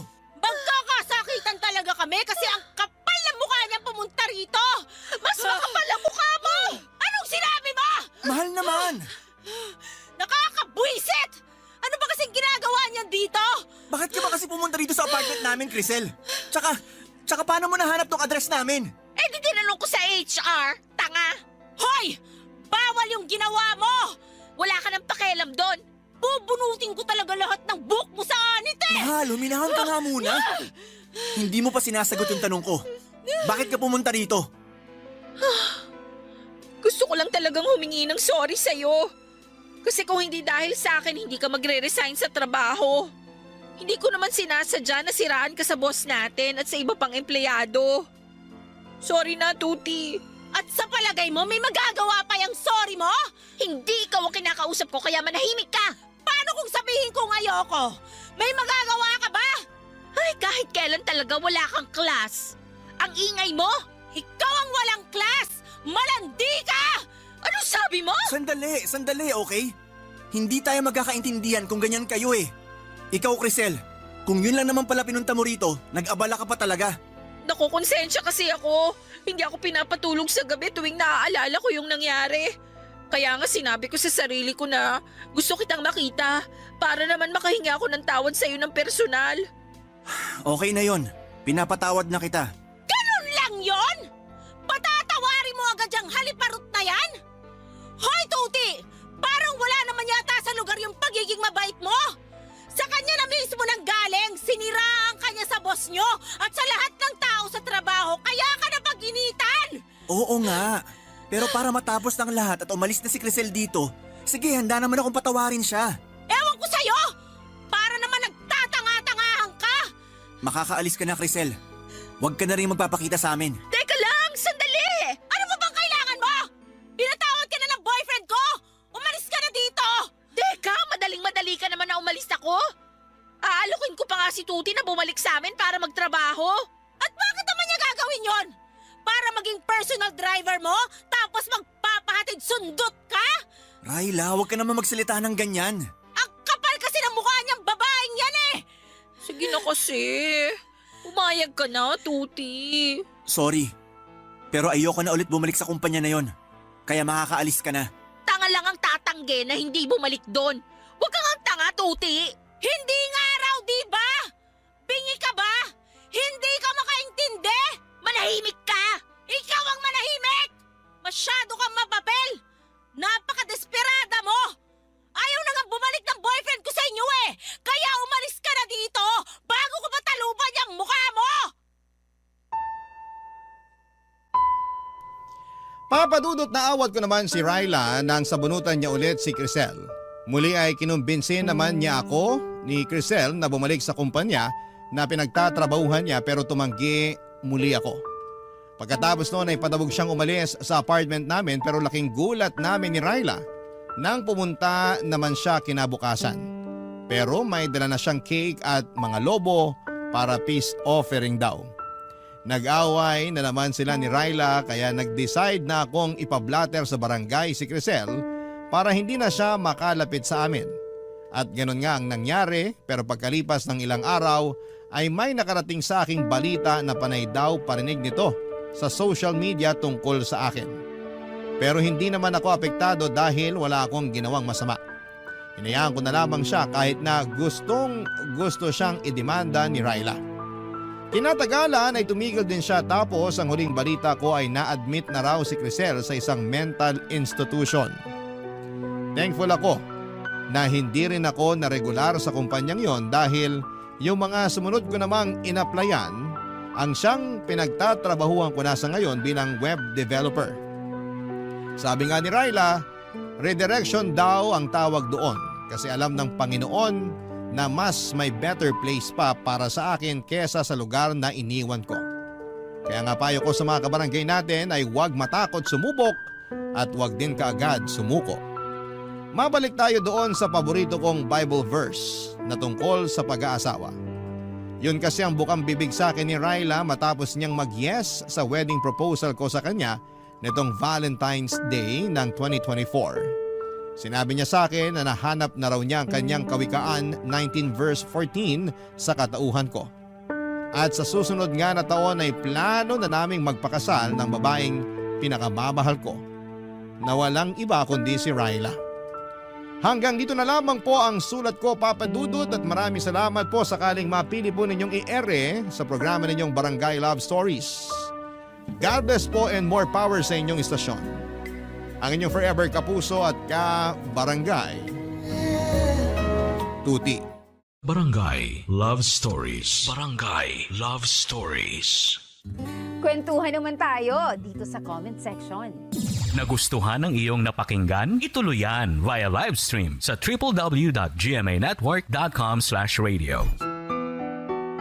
Barangay LS 97.1 Forever.